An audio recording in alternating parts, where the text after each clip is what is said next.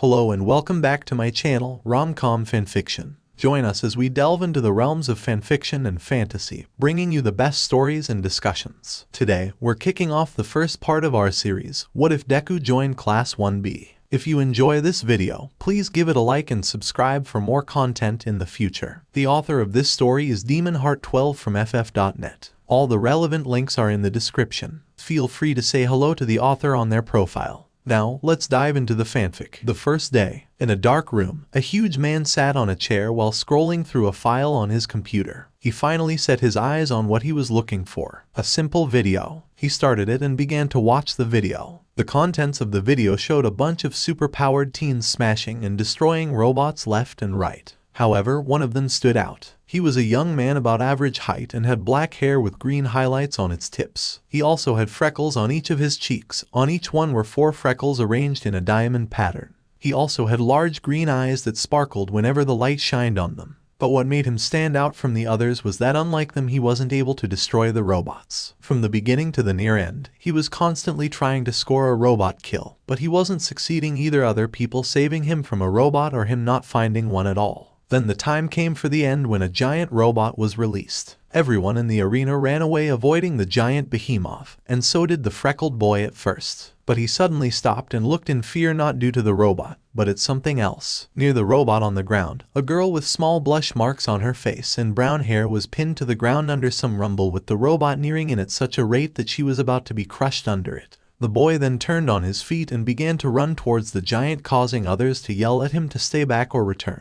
He then crouched on the ground and jumped. But what happened next surprised everyone. The seemingly powerless boy jumped high in the air, and then went straight to the robot as he cocked back his fist. Once he was in front of the giant machine's head, he yelled at the top of his lungs, "Smash!" His fist then made contact with the head of the machine, causing it to cave in and the robot to be destroyed. But what the boy did came at a price. Both of his legs and his left arm were annihilated beyond recognition as he began to fall helplessly to the ground. The boy began to panic, trying to find a way to land safely, but something then slapped him in the face. It was the girl from before, who he saved, coming to his aid. The boy then began to float above the ground harmlessly. The girl then pressed her fingers against each other, and the boy then dropped to the ground as he breathed out what was thought to be a thank you to the girl who was vomiting. The video was then stopped as the man watching it reclined back into his chair, reviewing the events that led to his current condition. He then looked at a roster with 20 names. He began to look through them and his eyes landed on the one he wanted. He began to rub his chin as he said, "Izuku Midoriya, you're quite the case, aren't you? You know you can always expel him like I was planning to do before you threw a hissy fit and took him to your class instead." A gruff voice came from behind him, causing the man to get startled a bit before turning to the source. "No, I won't," the man retorted. "I won't destroy a promising hero's future due to a simple problem that can be solved through hard work." "But he has no, and you have." The man cut him off. "Listen, you may govern your class like some god who deems everyone worthy or not, but I don't. I at least try to give my students the benefit of a doubt before outing them." "You're acting irrationally," the man said. "We aren't here to be nice. We are here to make students into heroes. The boy doesn't have control over his quirk. I told you to put him in general studies, and if he did a good impression at the sports festival, I may take him in. They are better people out there." "Tisk," the man replied. "You are only saying this due to that purple-haired boy you saw, and wanted to put him in your class even though he had no points whatsoever, unlike Midoriya." He stopped and then added, "And isn't our job as teachers to help students who don't understand how to use their quirks to use them? But that will take time and will be a waste of resources." He also chose not to dignify the accusation that was thrown at him. "For you, that might be true, but for me, it will be a good thing. I prefer to work with my students, not simply kick them out on the first day, cause I want them to come here and already be the next All Might. Now, you're speaking irrationally. The boy will hinder your class and hurt himself during the process. You may think I'm acting cruel, but I truly have his best interest for him. Hard to believe that. Act as you like, but you'll eventually reach a point where you'll have to expel him, just as I was planning to do. We'll see about that." The gruffly voiced man then turned around, walking outside the room, but paused a little as he said, "You know what you are doing is truly cruel, letting him dream only for his dream to be crushed midway when the bitter reality strikes him." As he finished his last words of wisdom, he left the room and the other man to his thoughts, who simply said, "Izuku Midoriya, you better not disappoint me. I took a huge gamble on you." The next day, the boy from the video stood in front of a huge gate with a smile on his face. He was now going to UA. the top school for heroes. In his world, around 200 years back in China, a boy was born with the ability to glow, and then other children began to be born with, out of this world, abilities. Those abilities were eventually called quirks. They could range from simple physical mutations to the ability to control nature itself. And as time progressed, quirks became more and more abundant, but something else began to die. The quirkless are normal people with no ability whatsoever, and one of them was Izuku Midoriya. For the first 15 years of his life, was technically now considered a late bloomer. The boy then remembered his idol's words in his acceptance letter, "This is your hero academia." The boy smiled at the words. The entrance exam was truly an eye-opener for him to see truly how late he was compared to others. He wasn't able to score a signal kill in the exam, however, due to his heroic action of saving the brown-haired girl. He was given rescue points which were enough to help him succeed in passing the exam. The boy then walked through the gate as he remembered how he got his quirk to begin with, him meeting All Might, running to save his friend from the sludge villain after he himself was almost killed by the same villain. All Might saving them for the villain, All Might declaring him as his successor, the harsh training he went through to gain All Might's quirk one for all, and finally the entrance exam. In those last 10 months, his life was truly something out of a good anime, but he shook his head as he walked forward, thinking about how his life has changed to the better, and then he tripped. He looked with a dumbfounded expression as the ground came closer to his face. He internally asked himself, "Is this going to happen every time I come here?" He closed his eyes waiting for the inevitable pain to come to him, but it never did as he felt himself being held. He then asked himself, "Is this going to Wait, this didn't happen last time." Well, it did, but I wasn't held. Maybe it's the nice girl. He looked back to see a floating hand in the air that waved at him as it began to float back to its source. He followed it and then saw a girl which caused him to flush instantly. The girl then walked toward him and said, "Watch out, dude. You know falling on the first day is bad luck." The girl in front of him was his age. She had long curly hair with a very dark green color. In addition to that, she had dusk green eyes that resembled oddly a reptilian look with a set of sharp-looking teeth to add to the mix. The boy looked at her blankly, before realizing he was being talked to and by a very cute girl too. So he said, "Why yes, thanks for the save." He internally cursed his damned stuttering habit. The girl looked at him and giggled, "You're a funny one." She stopped and then added, "Well, what are we waiting for? Let's go to our classes." The two then began to walk, and the girl then stopped and said, "Where are my manners? My name is Setsuna Takage." Izuku then blushed heavily as he never spoke to a girl. But then it hit him, for he spoke to the nice girl who saved him from tripping on the entrance exam. He began to remember when she spoke to him, and he remained still as a rock, not even saying a single word. Reality then hit him hard. He never actually spoke to a girl. He then looked at Setsuna and mustered enough courage to say, "I am Izuku Izuku M. Midoriya." She looked at him and said, "Not used to people talking to you, are you, big guy?" Izuku blushed heavily as he covered his face with his hands and said, "Is it that obvious?" Setsuna giggled again and told him, as clear as daylight. She noticed Izuku slightly deflating before saying, Now, no need to feel bad. Not everyone is a social butterfly." She then changed the subject quickly. "In what class are you?" "I'm in class 1B. Izuku lightened up as he said happily, "Really? I'm in class 1B too. Are going to be a hero." Setsuna then laughed as she said, "Obviously Mop Top. Why do you think I'm in class 1B? To tap dance." The boy flushed heavily as he noticed his question was really stupid, but tried to talk to her nonetheless. "So how much did you score on your entrance exam?" But then processed what she said to him and said, "Mop Top." "Yeah, Mop Top. I mean, look at how messy your hair is. Consider it as a nickname. We're friends now, aren't we? And friends give each other nicknames." Setsuna informed him as if it's an obvious thing. Izuku stared at her, not believing what he was hearing. He had a friend. He was about to cry from happiness if it wasn't for him not wanting to scare the girl, and possibly his first friend ever, away. "And regarding your first question, I didn't take the entrance exam," she said, confusing him. "I entered through recommendations." The boy then smiled and said, That's wonderful, Takage. It must mean that you have very good grades or a really great Q quirk to enter through our recommendations. I see, congratulate for such an achievement." The girl smiled at him. Even though she wouldn't admit it, she was afraid that some of the students might look down on her due to how she entered the hero course, saying she cheated or took the easy route around. "Thanks, Mop Top." The boy's sweat dropped at the nickname, but he can live with it. He had been called worse through his quirkless years. As the two continued to walk toward their class while talking to each other, or rather Takage talking while Midoriya stuttered all the while. They eventually looked at the time and it was getting closer to the beginning of the class. This caused Setsuna to huff, saying, "Man, what the heck is this place? A maze. We've been walking around forever and haven't gotten any closer to our classroom."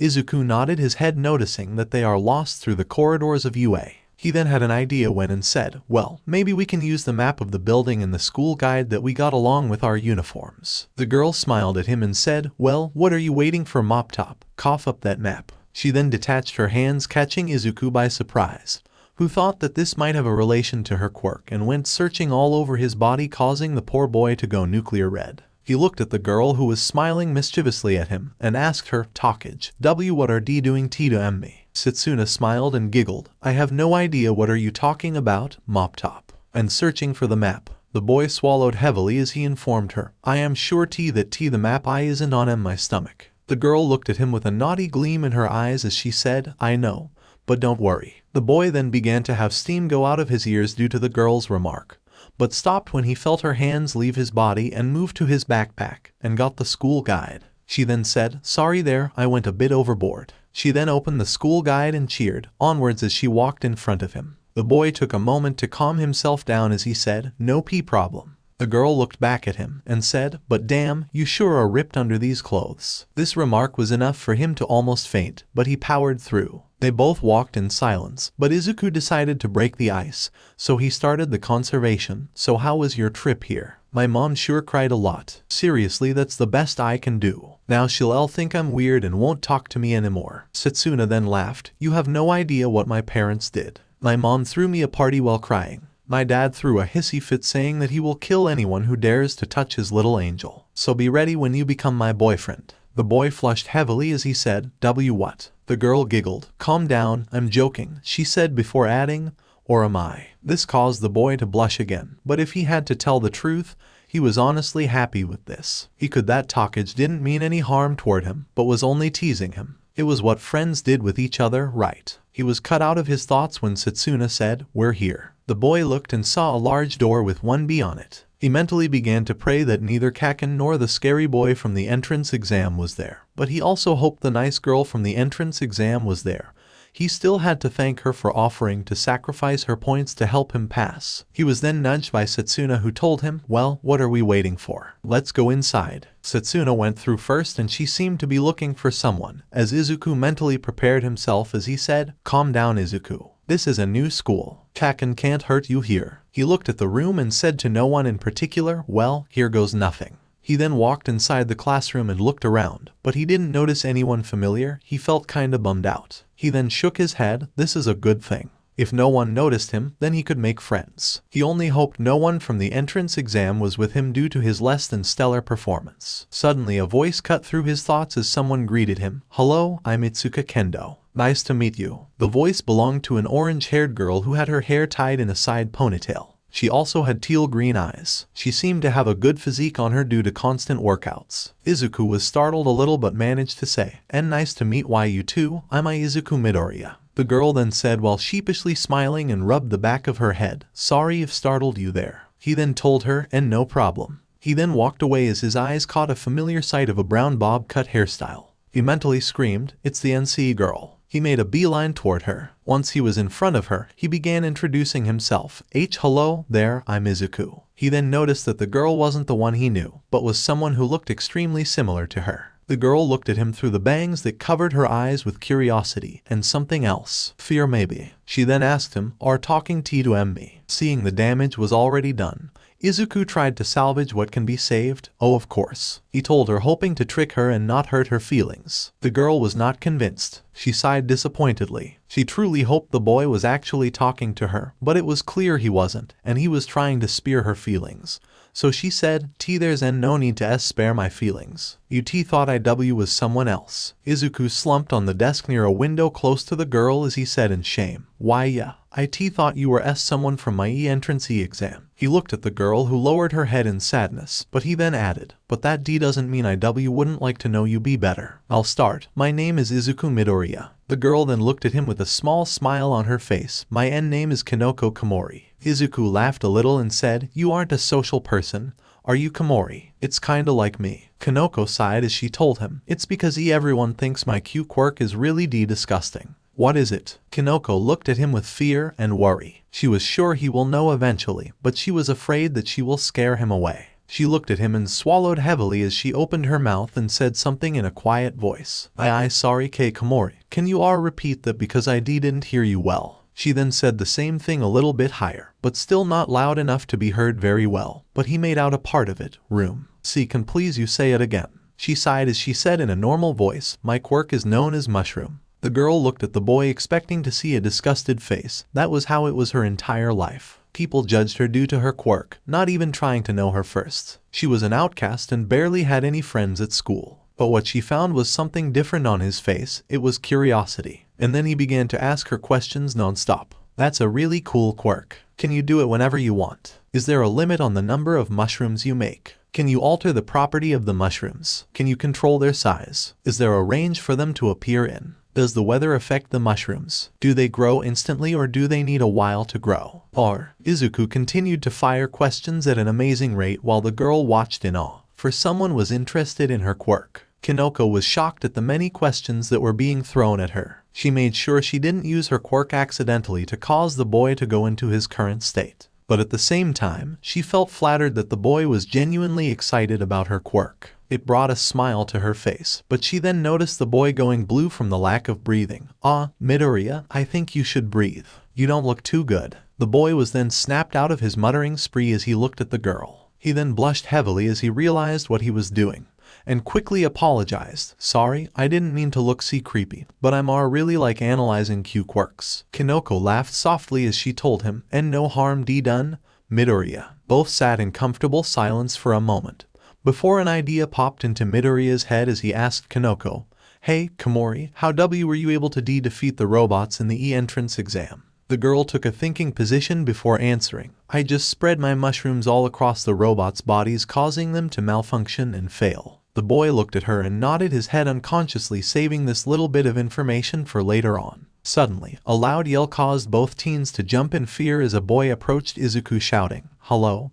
Are you Izuku Midoriya? The boy was taller than Izuku. He had silver hair and weirdly shaped eyebrows. He also had sharpened teeth. Izuku's fight or flight responses kicked in, or rather answer quickly to avoid a beating instincts kicked in. He looked at the boy with discomfort as he answered, readying himself for the worst, which is a beat down on the first day of school. Why yeah, that's me. The boy looked him up and down before speaking once more. I quote mtetsutetsutetsutetsutet.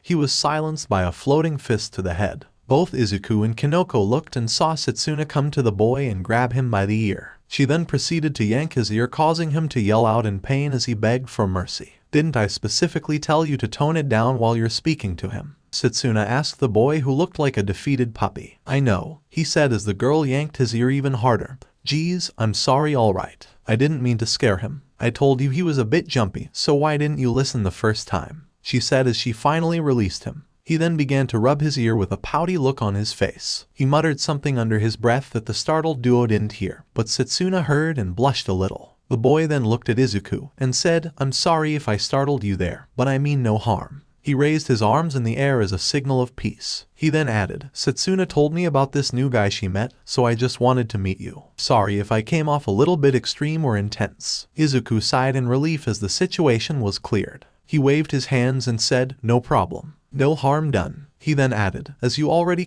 know, my name is Izuku Midoriya. Yours is Tetsu. Yes, the boy exclaimed loudly, only for him to get bonked on the head again by Setsuna, who was standing near him. The boy once apologized to Izuku, before noticing the girl's presence. And who are you? The girl in question blushed at the inquiry, but said in a quiet voice, I'm Kinoko Komori. The boy nodded his head, and then said, well, you know who I am. As for the queen of reptiles over here, he said while pointing a finger at Setsuna, she's my friend Setsuna Takage. It's nice to meet both of you, Kinoko said in a shy voice. However, the resident lizard lady had a playful gleam in her eyes as she looked at Kinoko and Izuku. Tetsu noticed the gleam and shivered as he knew nothing good could come out of it. Setsuna then went and laid herself on Izuku, saying, Izuku, how could you do this? On the first day of school and you already found a new girl. Was I not good enough? Kinoko looked at Izuku with surprise as she tried to comprehend what she just heard. The green-haired boy now was a blushing mess because a girl was pressing her body against his. He also steamed due to Setsuna's accusation. T talkage, what are you saying? W, we aren't L like that. W, we just met T today. Not yet, the girl whispered to him as she took a seat behind him. Tetsu then sat in front of him and whispered to him, don't worry, you'll eventually get used to it. I sure did. Thanks, Tetsu. Just call me Tetsu. My name's kind of a mouthful. Yeah, right. So are you guys a couple or not? Kinoko asked, not understanding the situation anymore. Izuku blushed heavily as he waved his arms back and forth. What? No. He was then interrupted by the class door opening and revealing a very huge man entering the room. The man had a very muscular build to him. He wore a red suit with a gauntlet that had a tube connected to his back. He also had a small scar on his face. He had white hair and sharp teeth. Izuku recognized him on the spot. He was the blood hero, Vlad King. He wasn't particularly a famous hero, but he was a hero nonetheless. Izuku bounced excitedly in his chair as the pro stood in front of his desk and introduced himself. Hello, class, my name is Sekijiro-kan,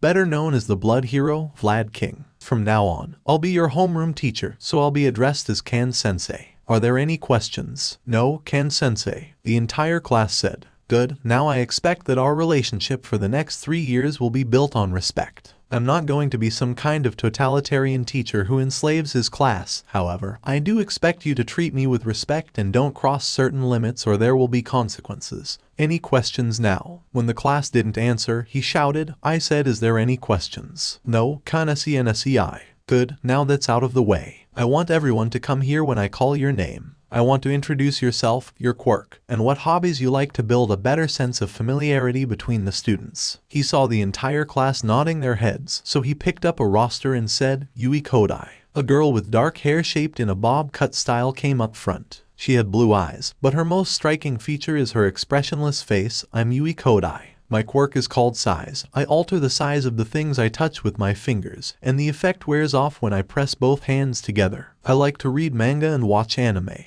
She then went to her seat as another name was called out, Senkaibara. Meanwhile, Izuku was having a field day as he was writing down his classmates' quirks. They were all awesome, and he wished he can ask them more about their quirks, but it can wait for later events. Now his primary mission was to survive day 1 without ending at the infirmary. Recovery Girl made it clear she will whack him if he ended up there again. He looked at his notebook and continued to write as he began to mutter. At first, nobody noticed that he was muttering because he was keeping it down. Eventually, his muttering began to grow louder and louder as he wrote down more information. This caused his 3 neighbors to look at him with concern. So Tetsu asked in a quiet voice, is he okay? Kinoko answered, I think so. From what I understand, this is a common occurrence. She then walked out of her seat as her name was called out. Izuku was now in the zone when he heard a voice yell out his name, Izuku Midoriya. The boy jumped and shouted, yes, Kan-sensei. It's your turn to come and introduce yourself. The boy rubbed the back of his head and walked forward to where all the class can see him. He heard a couple of snickers along the way and he sighed. It was nothing new, so he would eventually get used to it. Hello, my name is Izuku Midoriya. My quirk is called Izuku, being the person he has thought long and hard about the name for his quirk since its true nature was a secret. Inner energy manipulation. It allows to augment my S strength and S speed. He was cut off by a shout. Today, stutter, we're not planning to die here while you talk. Izuku looked down before Vlad shouted, be quiet.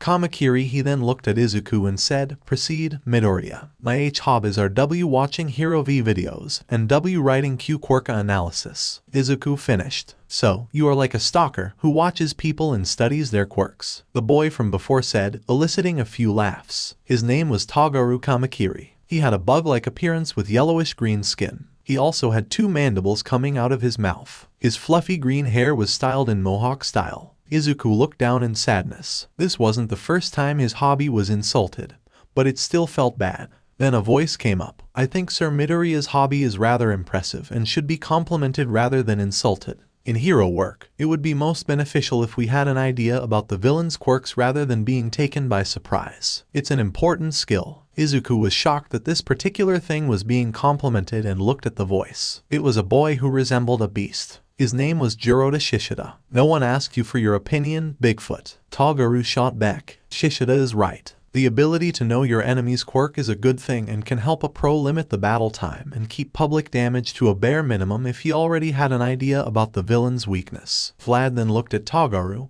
Kamakiri, keep up the wisecracks, and you'll end up expelled faster than you can produce your blades. The bug boy merely scoffed at him before lowering his head. Vlad then looked at Izuku and said, Midoriya, go back to your seat. And Ibara Shizaki, come up next. However, something didn't fit well with Vlad. It was Izuku. He thought the boy will have his personality all over the place due to his strong quirk. However, he was the opposite, meek, scared, and fearful. But Vlad was determined to make a good pro out of him. As the introductions were finished, Vlad looked at his class and said, Students, for now, we'll go to the opening ceremony and listen to the principal's speech. Then after that, we'll have a test. The entire class groaned as the test was mentioned. However, Izuku was worried that if it was some type of quirk test he would come dead last since he didn't have decent control, or any control for that matter on One for All. He sighed as students exited the classroom and went to the opening ceremony. He was accompanied by Kanoko, Tetsu, and Setsuna who all sat beside him. Tetsu then noticed something off. Hey guys, aren't we a class short? He said, pointing to 20 empty seats near them. Yeah, I heard that their teacher is super strict and took them to some test right now, Kanoko explained. Well, this isn't our problem, Setsuna said as she laid back on her chair. Izuku was lost in his own thoughts, only hoping that the test isn't a quirk test, not even thinking about what was happening. The principal then came along and gave a speech making a few announcements,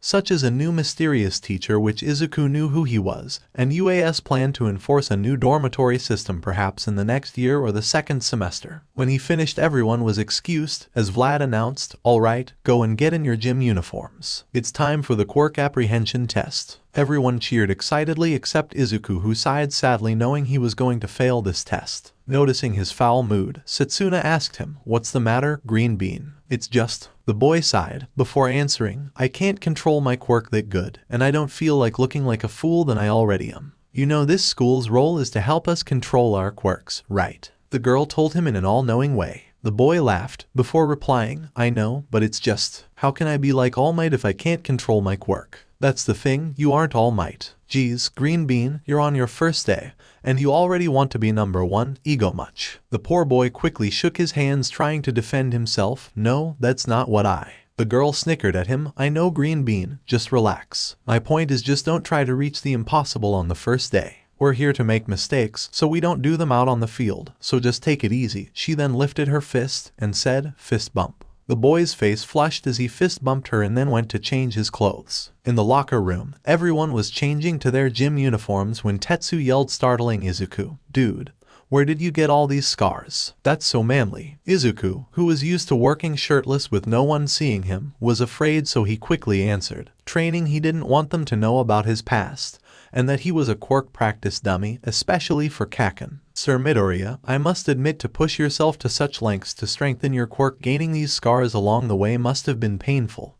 The Beast Boy said while raising his hand, respect you for such a strong will. We never got to be introduced properly to each other. My name is Jiroda Shishida. A pleasure to meet you. Izuku grasped the Beast Boy's hand and shook it, saying, Pleasure's all mine, I Izuku Midoriya. After that, everyone went back to putting on their clothes, but when they were about to leave, they heard someone shouting. That voice was enough to make Izuku quiver like a leaf. That test was so fucking easy. I completely aced it. The voice belonged to a boy with ash blonde hair. His name is Katsuki Bakugo, or as Izuku calls him, Kaken. Another boy with red hair. Yeah, you totally killed that ball throw test. And so did Monoma. Shut up, shitty hair. Don't compare me to that copycat freak, Bakugo shouted while his hands sparked with small pops from his quirk. Explosion. Tetsu frowned and said, so unmanly. He suddenly felt someone hide behind him. He looked and saw Izuku hiding. Concerned, he asked the boy, Midoriya, is there something wrong? The boy whimpered a response, no, let's just leave. The bigger boy didn't know what happened, but he could tell that the newcomer was the cause of it. So he nodded his head and headed out with Izuku. On the field outside, everyone saw Vlad with a small digital timer and a paper sheet. He looked at them and began to explain what was going to happen.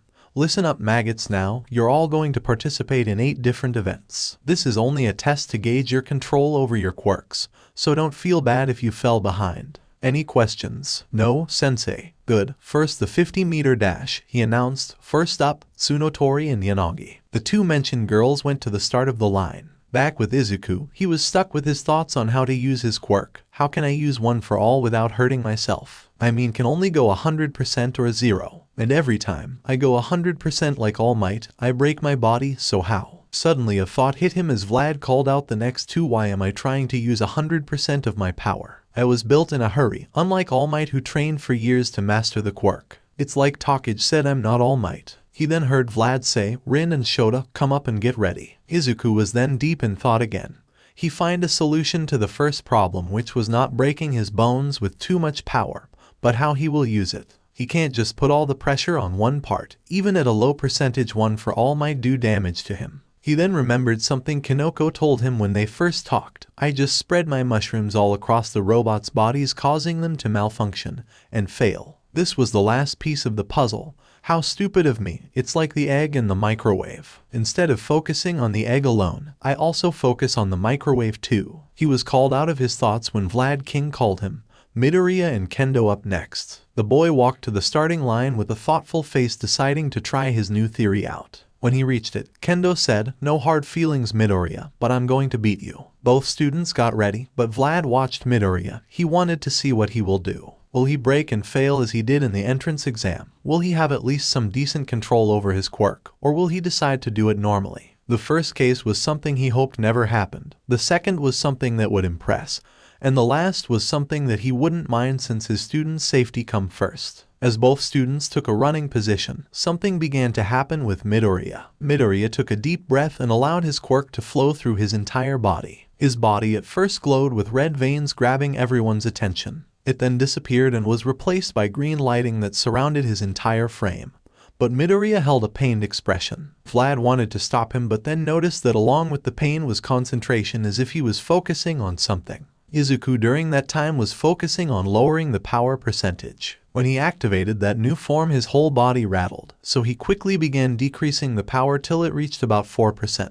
He sighed as his body now felt comfortable with the power, rolling his joints to make sure that nothing was wrong. Seeing that both of his students were now ready and not going to break themselves, Vlad yelled, ready, set. The two then readied themselves to run, go. In a blare, a green streak of lighting ran the 50 meters, surprising everyone. The machine recording the results then announced 3.19 seconds, 5.12 seconds. Kendo looked at Izuku and said, damn Midoriya.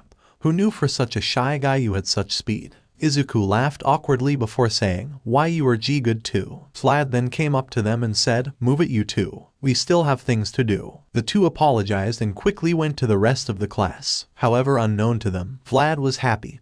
Izuku Midoriya, whom Eraserhead, his colleague, deemed with no potential whatsoever, proved him wrong. In your face, Eraser, I told you he only needs time to control it, Vlad said to himself. Now then came the grip strength test. Most of the people did average on it, except for Shishida, who went beast mode, lifting about 500 kilos, and Kendo, who enlarged her fist to try and crunch the machine, only for her to get 320 kilos. Finally, it was Izuku's turn. He swallowed heavily, since he wanted at least a decent score with this one, since his quirk is strength augmentation in the first place. He felt it would be kinda lame if he didn't at least get in the hundreds, so he then activated his quirk, allowing it to flow through his body as he grabbed the lever and pulled on it with all his strength at 4%. It finally beeped, giving him a score of 135 kilos. Sure, it wasn't the best, but still better than nothing. He still felt tired due to the use of his quirk, and his body was crying out for him to stop. Next was the long jump. The horse girl, or pony Tsunotori, used her horns to fly across the pit, while Setsuna disassembled her body and floated through it with ease. Izuku was truly astounded by his classmates' quirks. His only regret was that he didn't have his notebook to record them while in action. Finally, it was Izuku's turn. He activated his quirk and jumped, only for him to land a couple of centimeters away from the end of the sandpit. He walked out of it with a sad look on his face. His friends noticed this and went to him. Come on, don't feel bad. You did great out there. You were so manly. Tetsu was the first to speak. Yeah, dude, chill out. Like I told you, everyone is destined to fail once in a while, Setsuna said, with Kanoko nodding her head shyly. Izuku felt a little better and said, thanks, guys. You can thank me by taking me out on a date, Setsuna said, causing him to go nuclear red.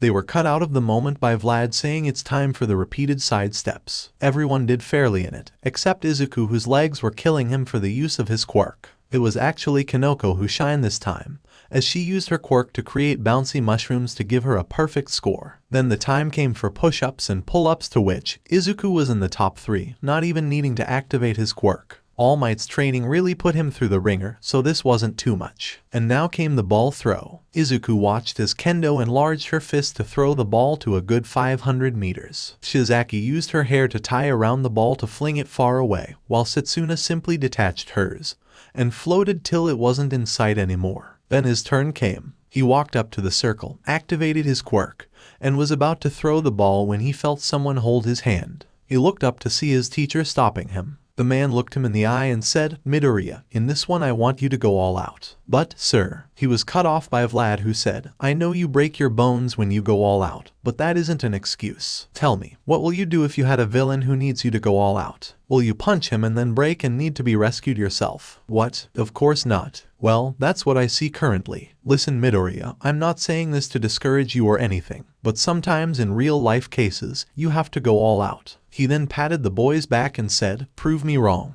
Prove to me that you can go all out and still be able to fight." Back at the sides, the students were wondering what was happening with Midoriya and their teacher. "So what go on?" Pony asked in broken Japanese since she was an exchange student. "I don't know, but I think Vlad-sensei is encouraging Midoriya to do his best," Kendo answered while scratching her head. Setsuna then looked at Vlad retreating away and smiled. She then said to Tetsu, "Midoriya is about to do something awesome." The boy looked confused but nodded. Back at the circle, Izuku was processing Vlad's words. "I know he's right that sometimes I have to go all out, but how can I do it without injuring myself too much?" Izuku thought as he looked at his hand, and an idea popped into his mind. It might be a crazy idea, but it just might work. He then stood, took a deep breath as he activated his quirk, and readied himself to throw the ball. Vlad watched with interest what Midoriya was going to do. What he did today was a great improvement, however, he needed to see him also at his best. This whole thing was a test to see his creativity in a desperate situation.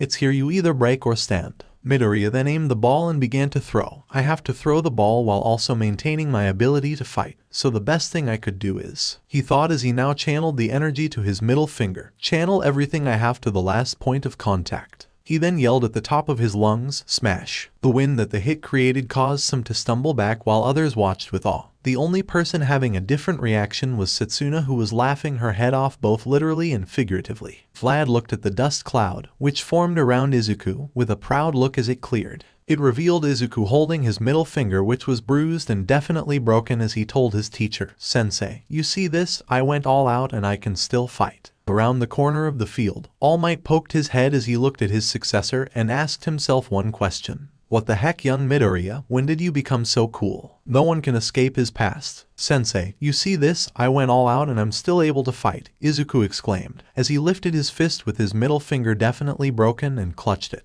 His face was stretched into a smile with tears threatening to fall, but he didn't show any pain, which was most likely due to the adrenaline rush. Vlad nodded his head in approval as he said with a smirk, "Midoriya, 705.3 meters. He then walked over to the boy and said, "Midoriya, do you think you can still continue, or do you need to go to recovery girl's office?" The boy looked at his finger. It was broken, bruised, and most importantly an unhealthy shade of purple. Against his better judgment, Izuku said, "I think I can still go." Vlad gave him a skeptical look but nodded. "All right then, next up, Shihei Kiwaro." But when Izuku left, Vlad added, "I can't wait for the sports festival to rub this in Eraser's face." Midoriya returned to his class as the boy who was called passed by him with a scowl. He could tell why the boy was upset, because his quirk, which allowed him to merge with black-colored objects, didn't do him any good here. The boy stood there for a moment trying to control the pain that just caught up with him when he was overwhelmed by his classmates asking him many questions. Tetsu first jumped at him and said, "Man, that was so manly. You threw the ball so far away. How strong are you?" The boy blushed at what he perceived as a compliment. Setsuna then came up and said, "Dude, that was so awesome.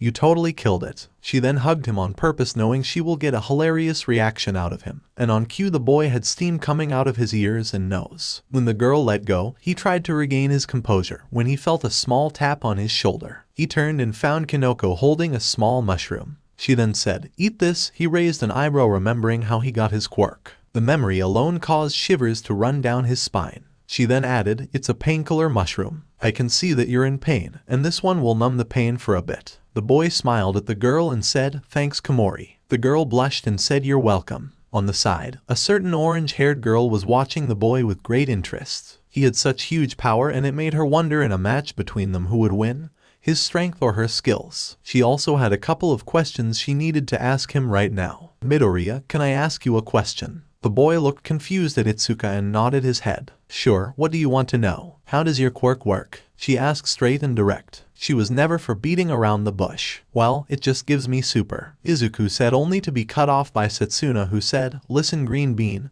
we heard that part, but we want to hear the mechanism of your quirk. How does it work in the first place? Izuku looked at her as he began thinking about an answer. He knew from his idol that his quirk crystallizes energy and stores it, allowing the user to access it, so it could be considered a battery of pure energy. Izuku looked at her and said, well, my quirk is kinda like an internal battery that I use once I tap into it. The energy then flows through my body, giving me super strength and speed. Kendo looked satisfied with this answer, but asked another, so that was your full strength? Well, not really. The boy answered. Silence filled the air as everyone looked at him amazed until Toguro decided to break it and said, how that wasn't your full strength? Well, Vlad sensei wanted me to use my quirk at full strength, while also keeping my ability to fight. So the best solution was to only use one finger. That also cost me some distance. The boy explained. Toguro scoffed. No matter, I'll crush you, stutter. This caused Izuku to shiver at the hostility the boy was emitting. Did I do something to anger him?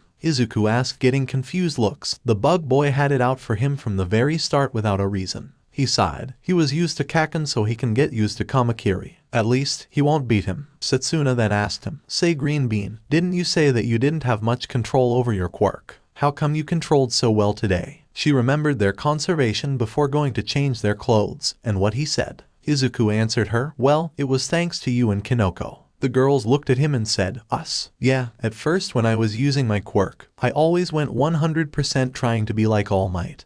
But Takage reminded me that I'm not him, so I lowered the power percentage. And then I remembered how Komori defeated the robots in the entrance exam by spreading her mushrooms all over their bodies, so I decided to try the same thing with my quirk on my body. The boy answered, and then bowed to the girls and said, thanks. Kinoko blushed, while Setsuna laughed at him and said, don't mention it, Green Bean. What are friends for? Suddenly Vlad yelled, come on maggots, we still have 3 tests to complete. Next was the flexibility test, which Izuku did decent on given that his finger was broken. It was followed by seated toe touch, which he also did decently. It was then followed by the endurance run. It took about 15 minutes for half of the class to give out, and a couple more for another 5 to throw in the towel. The remaining 5 were Kendo, Izuku, Toguro, Pony, and Shishida. Pony looked at them and said in English, I can go for weeks. My quirk gives me the natural advantage. Izuku replied to her in the same language, my quirk kinda helps out too. The girl's eyes widened in delight as she said, you know English. The boy nodded as the girl smiled happily, saying, finally, someone I could talk to. The boy understood where Pony was coming from. Being a foreigner must be hard for her, and having someone who can understand her could help her greatly. Maybe he should give her a couple of lessons in Japanese. It then took a couple of more minutes for the remaining 5 to throw in the tower, with Izuku being third, Shishida second, and Pony first. Now, they all stood in front of Vlad, who was calculating the results. He looked at them and said, here are the results. Midoriya looked for his name and was awed. He was in the 5th position. He wanted to cry, but he didn't want to look like some crybaby in front of his friends. Vlad then said, now regarding the results, those tests only showed your skill with your quirk, and some were at a disadvantage, not able to use their quirks at all. For all of you to know, these tests don't define who you are. I saw that you all tried your best. Some of you used your quirks creatively. Others made up for their inability to use their quirk by pushing their bodies to their limits, and some put up a good show. Now for those on the top, don't get too comfortable with yourselves, always work hard. Those in the bottom, don't feel bad, we'll work from the bottom up. He noticed that there was no other reason to keep them, so he said, alright, go to class and get your syllabus. He then turned to Midoriya and said, Midoriya, go to Recovery Girl's office, here's a slip. The man handed him a small piece of paper. The boy then went away as others cleared the training ground. Back in the classroom, everyone began packing their bags, and groups formed with each other except a certain bug boy who just sulked alone in the corner of the classroom. Setsuna sat with Tetsu, Itsuka, and Kinoko as they waited for Izuku. She looked at her watch and sighed. What is taking the Green Bean so much? It's only a finger. It all looked really bad though, Kinoko interjected. She remembered how bruised his finger was, and it scared her to no end. She could only imagine what kind of pain her friend must have felt. But she couldn't say she wasn't happy, since according to him, now, he had decent control over his quirk so he won't get hurt anymore unless he decided to go all out, which she really hoped he didn't. Kendo then stated, but still to have your bones broken,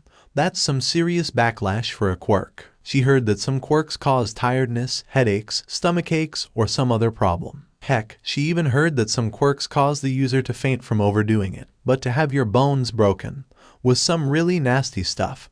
But she can only imagine what his power will be if he had full control. Only time will tell, she thought. Tetsu was about to add something when a boy with black hair and a headband said something. Oh, you haven't seen what kind of damage his quirk can do yet. This was a small display. Tetsu then looked at the boy and said, what do you mean, a waste? The boy looked at him and said, I mean he got off lucky this time. I was in the same arena with him, and I have to say that he left one heck of an impression. He said, remembering how Izuku easily leveled the zero-pointer into the ground. A voice spoke up, can we stop talking about the lame-ass stutter like he's freaking All Might? Tagaru said, clearly annoyed with the subject the class was talking about. Setsuna, who had enough of his attitude, walked up to him saying, hey dude, what's your deal with Midoriya? The moment he spoke, you began picking on him. She was truly angry that the bug boy showed such hostility towards her friend. She never liked bullies, and she wasn't going to let one get his way. If she didn't know any better, she would say that Tagaru was here just to fight, not become a hero. The boy pushed her aside and said, keep your opinion to yourself, lizard wretch. You don't see me snooping around your personal business. He then walked away from her toward the door. Setsuna couldn't believe what she heard. Did he just call her a wretch? It just got personal. She looked at him and said, come back here. She lunged forward only to be intercepted by Tetsu, who held her back, saying what Tagaru did wasn't manly. Wanna come at me, wretch? Tagaru said as he brandished two blades from his wrists. Jirota then stepped forward and said, now please let's calm ourselves down. We're going to be classmates for the next 3 years, so can we at least be civil in our conversations? He finished trying to de-escalate the situation that went from 0 to 100 in a mere moment. He looked to Setsuna, who seemed to have calmed down, for Tetsu to let go of her. He then said, now, can we talk with each other calmly? The bug boy scoffed and left the room as he told them, I have better things to do with my life than talking about some lame-ass stutter. Setsuna, although calm now, was boiling with anger. She didn't know what this guy's case was. He began to pick on Midoriya the moment he walked to present himself. It seemed that the bug boy took a personal annoyance with Izuku's mere presence. This caused her to frown before letting out a sigh as she felt her anger slowly disappear. Tetsu was sharing a similar feeling as he looked at the bug boy's retreating form. He didn't know what his problem was, but he knew he couldn't let him harm his friend just cause he feels like it. Well, that went as horribly as possible, Kosai Tsuburaba said. He was a boy with brown hair. Setsuna then said, okay, aside from the unnecessary comment, and now that the pain in the ass is gone, she said through gritted teeth, let's get back to business. She said cheerfully, eliciting a few sweat drops at how her mood flipped from planning Tagaru's murder to chatting happily. She then looked at Awase and ordered him, tell me everything you know about the green bean. The boy scratched his head. Well, as I said before, I was with him in the entrance exam, but I don't think he remembers me, not that I think he wants to. Honestly, he was very plain, and he didn't do much. Hell, he couldn't even destroy any robots. He had to be saved every time he tried to. This caused confusion to envelop the class. The main question was how a person with a strength quirk wasn't able to fight robots. He should have torn right through them. But Midoriya has a strong quirk, so how wasn't he able to destroy the robots? Senkaibara asked the question on everyone's mind. I don't know, Yosu said as he shrugged. I'm just saying it as it happened. For most of the test, he was trying to fight the robots quirkless, but seeing the backlash, I can't say I blame him. Though, he was able to level the zero-pointer. This information got wide eyes from all the students except those who entered through recommendations. Juzo Honuki then asked, the what? Juzo was a male with sandy blonde hair. But his most striking feature was his face, which resembled that of a skeleton since he had no lips or visible nose. Everyone looked at him, and Manga Fukadashi showed through his thought bubble a phrase that said, it's a giant robot. Huh? Setsuna said, but then asked, can you guys please explain what the zero-pointer is? No problem, Lady Takage. You see, the zero-pointer is a giant robot about 7 stories high. We were told that it was an obstacle that we should avoid at all costs, and seeing it in person I know why. Jirota explained. And yet the green bean still went against it. Man, he's full of surprises, Setsuna said, imagining Midoriya defeating the huge robot. Yeah, but why did he do something so unnecessary? Kendo asked, trying to understand the reason why Izuku went after something that was virtually equal to 0. Well, you see, Yosu said while smiling sheepishly. When the zero-pointer was released, everyone ran for their lives.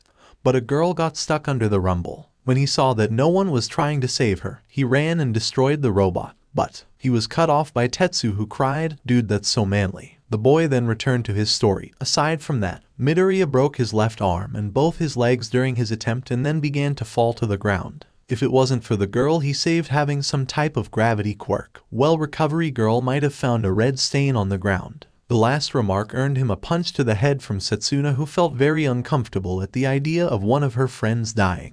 "Don't say that like you're talking about the weather," Setsuna demanded. "Hey, I just said it as I saw it," the boy complained as he rubbed the assaulted spot. "But still, that was so manly, and it was really cool of him," Tetsu said. Now, he wanted to go around against Midoriya to see how much he can hold out against people with strength-augmenting quirks. "No, the hell it's not," Kendo interjected while neck-chopping the teen. "Hey, what was that for?" the boy asked as he rubbed his neck. "For thinking what he did was cool. Can you even imagine the amount of pain he was feeling?" Kendo scolded the boy because she didn't want him to go around fighting Midoriya, making the latter break his bones. Not that he would in the first place, but just in case. But this raises a different question. Why did he break his bones? Ryuko Yanagi, the resident ghost girl, asked. "Well, he told us that he didn't have good control over it, but we didn't think it was that bad. The way Rubberband says it makes it sound like he never used it before," Setsuna said. "Well, maybe he didn't," Kanoko said, shocking everyone. Looking at the shocked looks, she quickly explained, "Maybe. He wasn't able to control it well when he was young, so he never actually used it till the entrance exam." Everyone nodded at the logic. Broken bones could make anyone shy away from using their quirk if it meant saving them from intense pain. "Well, anyway, we won't have to worry about him breaking his bones anymore," Itsuka said. "Who you won't have to worry about?" Izuku asked as he entered the room, startling Kendo, who quickly replied, "No one." He wanted to say more, but he shrugged. He then asked his friends if they were ready to leave, and they all nodded their heads, so he packed his stuff and left the classroom with the others, leaving the rest of his classmates to their thoughts. In front of the gates of UA, the 5 friends walked together as they all left for their homes. So Tetsu said, "Man, today was amazing. I mean, I can't believe I'm at UA." He then lifted his arms up and down, cheering till Setsuna smacked the back of his head because he was making a scene. Kinoko piped up next, "I know, right?" The girl then looked at the ground with a sad face, "Though I feel like I don't belong here." Kendo then looked at her with concern. "Why would you think like that?" Kinoko sighed. "I mean, I don't have a flashy quirk like Izuku, or a strong one like you, Setsuna or Tetsu. It feels like I'm here on a fluke, or that I'm cheating and taking someone else's place that is better suited for the hero course." All of them looked at her with concern. Self-doubt is one of man's greatest enemies, and it seemed to them that their friend had a lot of self-doubts that may be due to bullying because of her quirk. Izuku then remembered his conservation with All Might when he received his quirk. Back then, he felt like he was cheating since his power wasn't originally his, but All Might assured him that this power was now his. So he said with a smile, "You definitely deserve it, Komori. You managed to pass the entrance exam even though your quirk wasn't suited for combative purposes. In addition, you don't need a flashy quirk to make it into the hero course. Your quirk is great as it is. It's very versatile. I mean, if I can be in the hero course, then so can you." The girl looked at him with tears in her eyes as she sniffed, "Thank you." The others smiled at Izuku's encouraging words for Kinoko. But then Izuku said, "But I do get that feeling sometimes, but I never let it hold me down because I have expectations to live up to." This quirked Setsuna's interest, so she inquired, "What do you mean, String Bean?"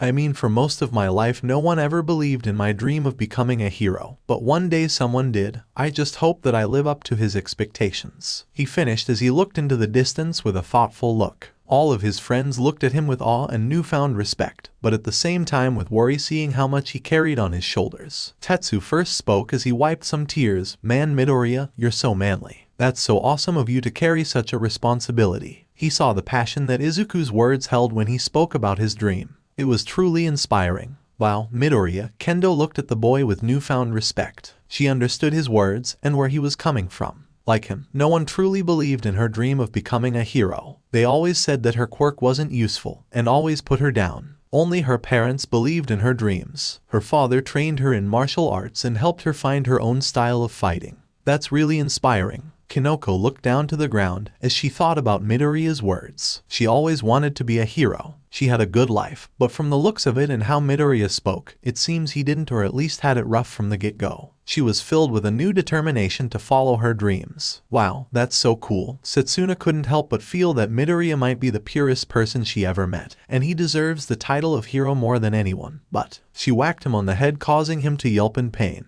The other three looked at her in shock as if she lost her marbles. Listen, Midoriya, what you said is truly inspiring and all, but you need to chill out. For goodness sake, you're a first year and I only met you, and I can still see you holding the heaviest set of responsibilities on your shoulders. You need to relax, or you won't be able to make it past the first semester, let alone the first year. If only she knew about One for All, he thought, but he then added, but I have to be a great hero to make him proud. If he truly believes in you, he would be proud either way, Setsuna told him. The boy lamented on her words. He remembered how All Might told him how proud he was when he made it into UA, or when he was able to finish cleaning the beach. He smiled and said, thanks Takage, I'll take your words to heart. I'll try to see chill out. The girl then patted him back as she said, great for you String Bean. The boy looked at her and said, what happened to Mop Top, or Green Bean? The girl chuckled as she said, I didn't like them that much. But then she asked him, but I have to ask you something, why did you take so long at recovery, girl? The boy shivered as he recalled his encounter with the old lady. Let's just say that he didn't know old people's canes can be so painful. She tends to take her time. The boy answered quickly as he suppressed a shiver. Okay, Setsuna said, not fully convinced. She then thought of something and said, what will you call your new move? Huh? The boy asked, confused. I think she means that move you did when we raced on the 50-meter dash, Izuku explained.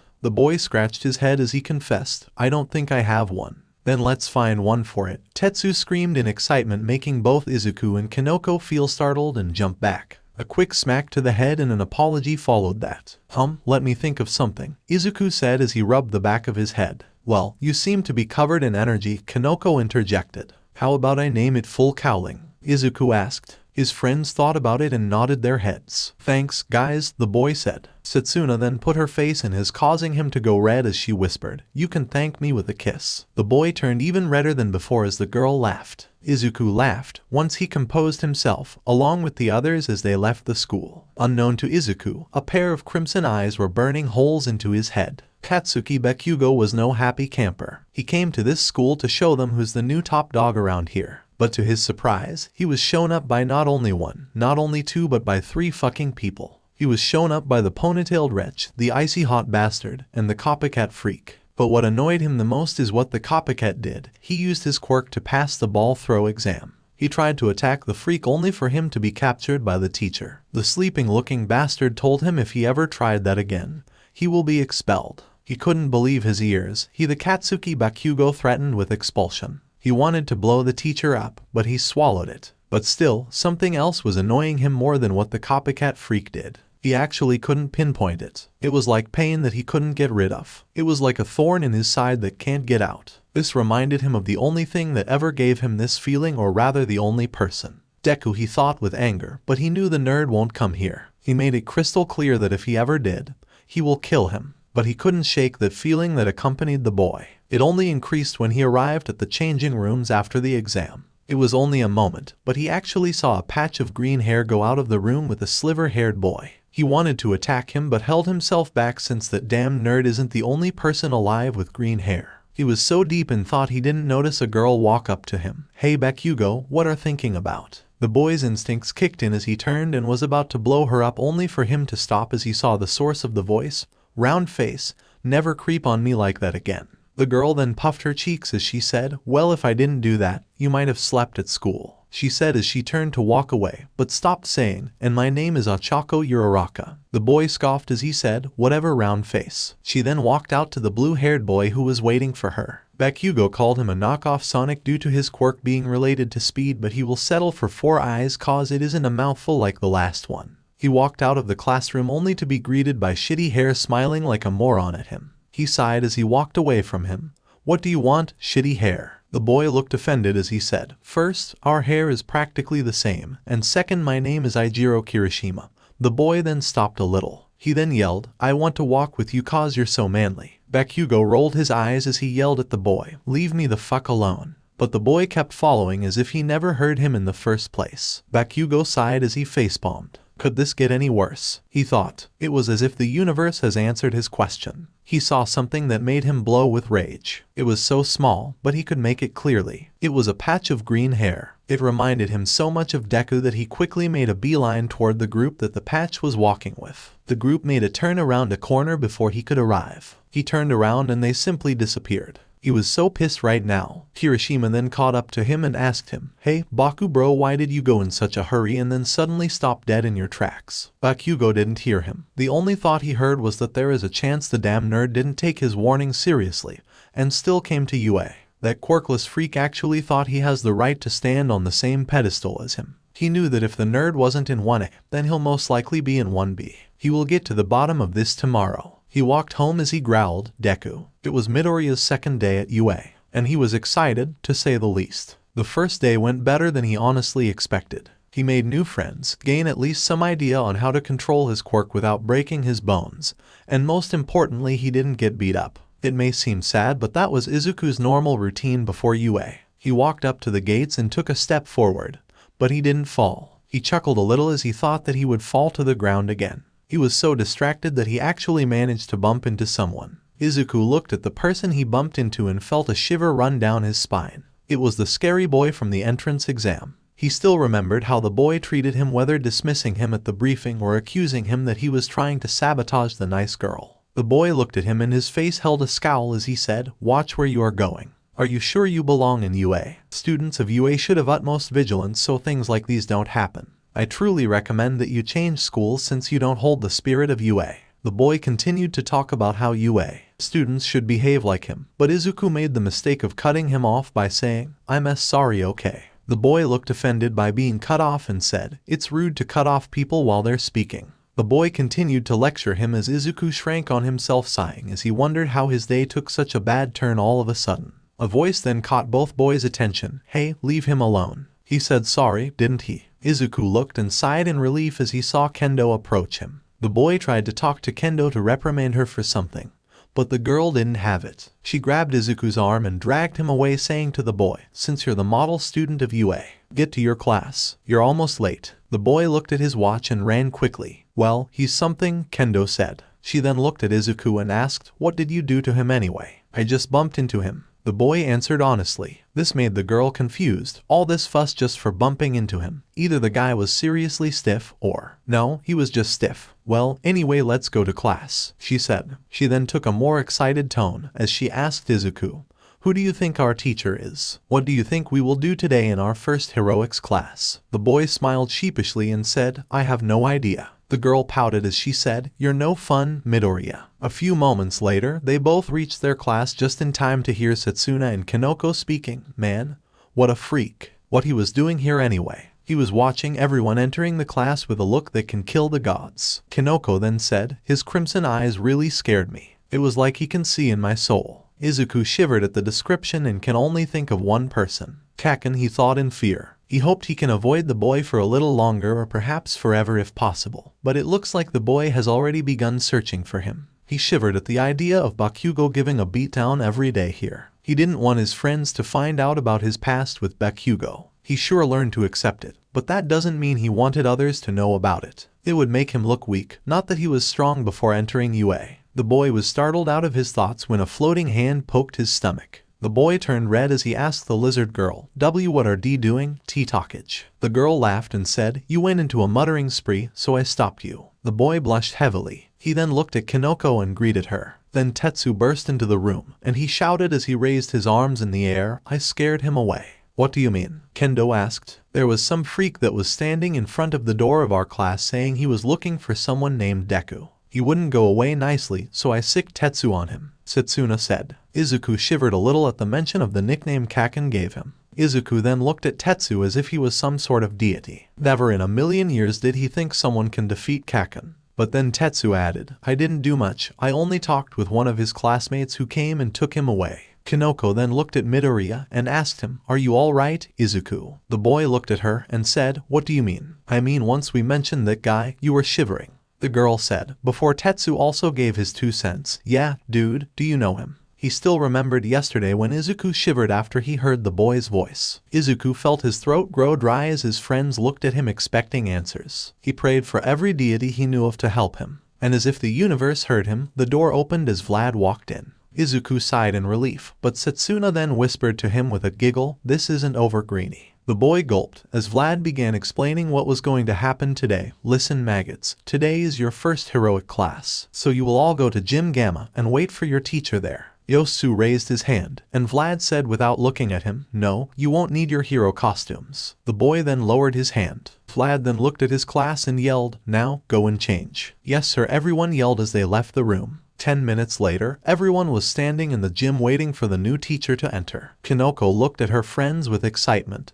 "Who do you think the new teacher is?" "I don't know, maybe a pro from the top 20 heroes," Setsuna said with Tetsu, Kinoko, and Kendo nodding their heads. Izuku on the other hand was beaming with excitement. He knew who the new teacher was, and he couldn't wait to see him. He was excited to study under such a strong hero. The gym's doors opened and everyone looked with anticipation only for them to all scream at the same time. "Vlad Sensei, you're the new heroics teacher." Disappointment could be seen on the students' faces, especially Izuku's face. The teacher looked at his students' crestfallen faces and didn't know whether to laugh or feel offended. Finally, he settled for neither as he shouted, "Heads up, maggots. I'm not your heroic teacher. I only hijacked your first class. I need to see a couple of things before I set you to heroic training." "And what would be that, Vlad Sensei?" Setsuna asked the blood-themed hero. "I want to make a sort of physical examination. I want to see how much you can all push your bodies before they fail." Second, a combat session, quirkless style first, then a small one with quirks. The matches he had already been set.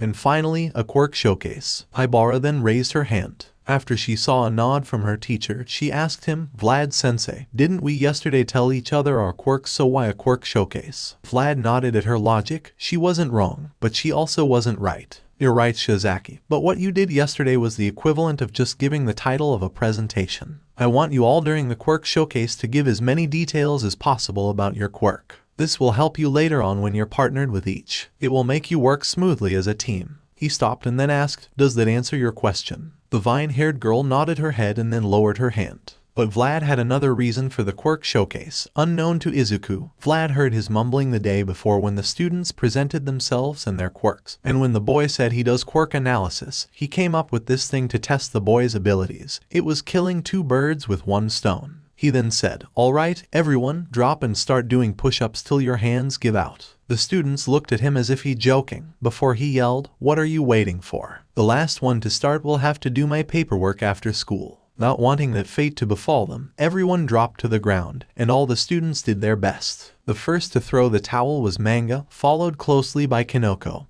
and so on till there were only Kendo, Tetsu, Tagaru, and Izuku doing them. The green-haired boy looked at the others, and they seemed that they were not going to stop anytime soon. 10 more minutes and only Izuku and Kendo were doing push-ups. The girl looked at him and said, "You're quite strong, Midoriya." "Thanks, you too." 2 more minutes later, both students fell to the ground tired and exhausted. Setsuna then came and said, "You seem like you're both enjoying this way too much." Vlad then yelled, "Come on, we don't have time to play around, we still have a lot of work to do." The exercises that followed the first one can be only called torture, according to the students. Students were forced to do pull-ups till their hands broke down, squats till they couldn't feel their thighs, and running for around an hour before they all threw the towel. The teacher walked over to his students near dead forms and said, "Pull yourselves together, we have work to do. If you're like that, you won't be able to make it." The students begrudgingly stood up as they readied themselves for the next torture session. The teacher then said, "It's time for quirkless combat, then quirked combat. The first is to see how you do if you come up against someone with a quirk opposite to yours, or if using your quirk will damage the surrounding area. Quirked combat, as I said, will be later to see if there is a certain fighting style that will help you.